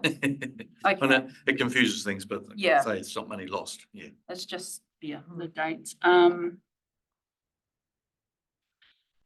mean, I guess we haven't really had much time to look, but has anyone got any questions? I need to highlight that there's currently 8,900 of community board expenses available to pay you $2,500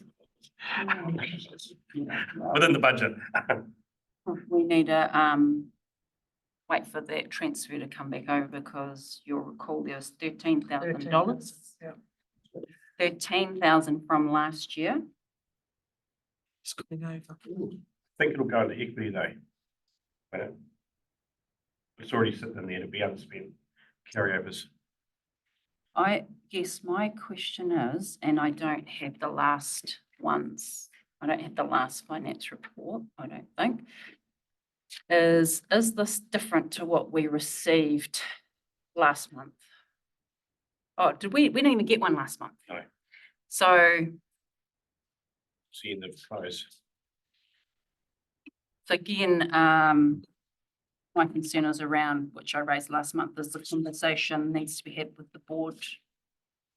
Just so we know what's going on before things go on.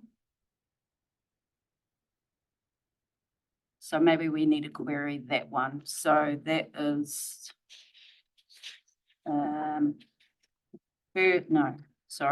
one, two, three, fourth line under miscellaneous.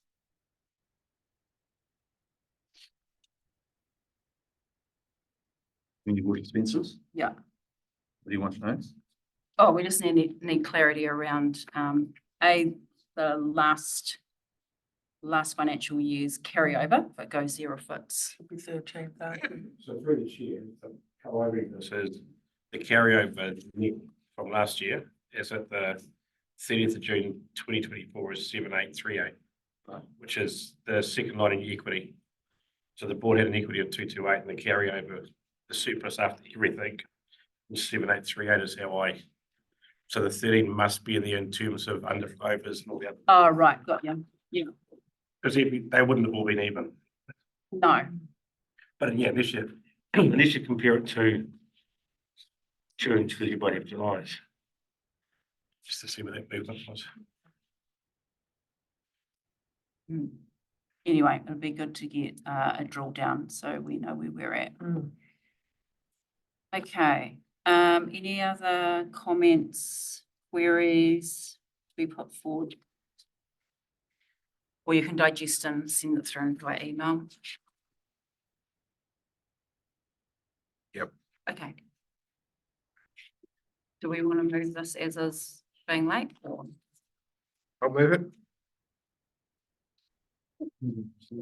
Moved as received by board member Hughes, seconded by board member Armstrong. Noting that some clarification around some of it. Yes, so it's only moving, Yes. received a report, require clarification and that meeting with, Mr. Drummond. And on that basis, is everyone okay? Right, anyone again? Okay, carry.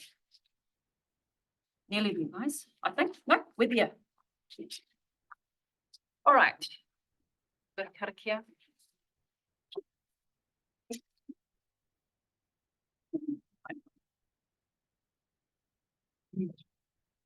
Congratulate Mr. Williamson for lasting the distance. Yes.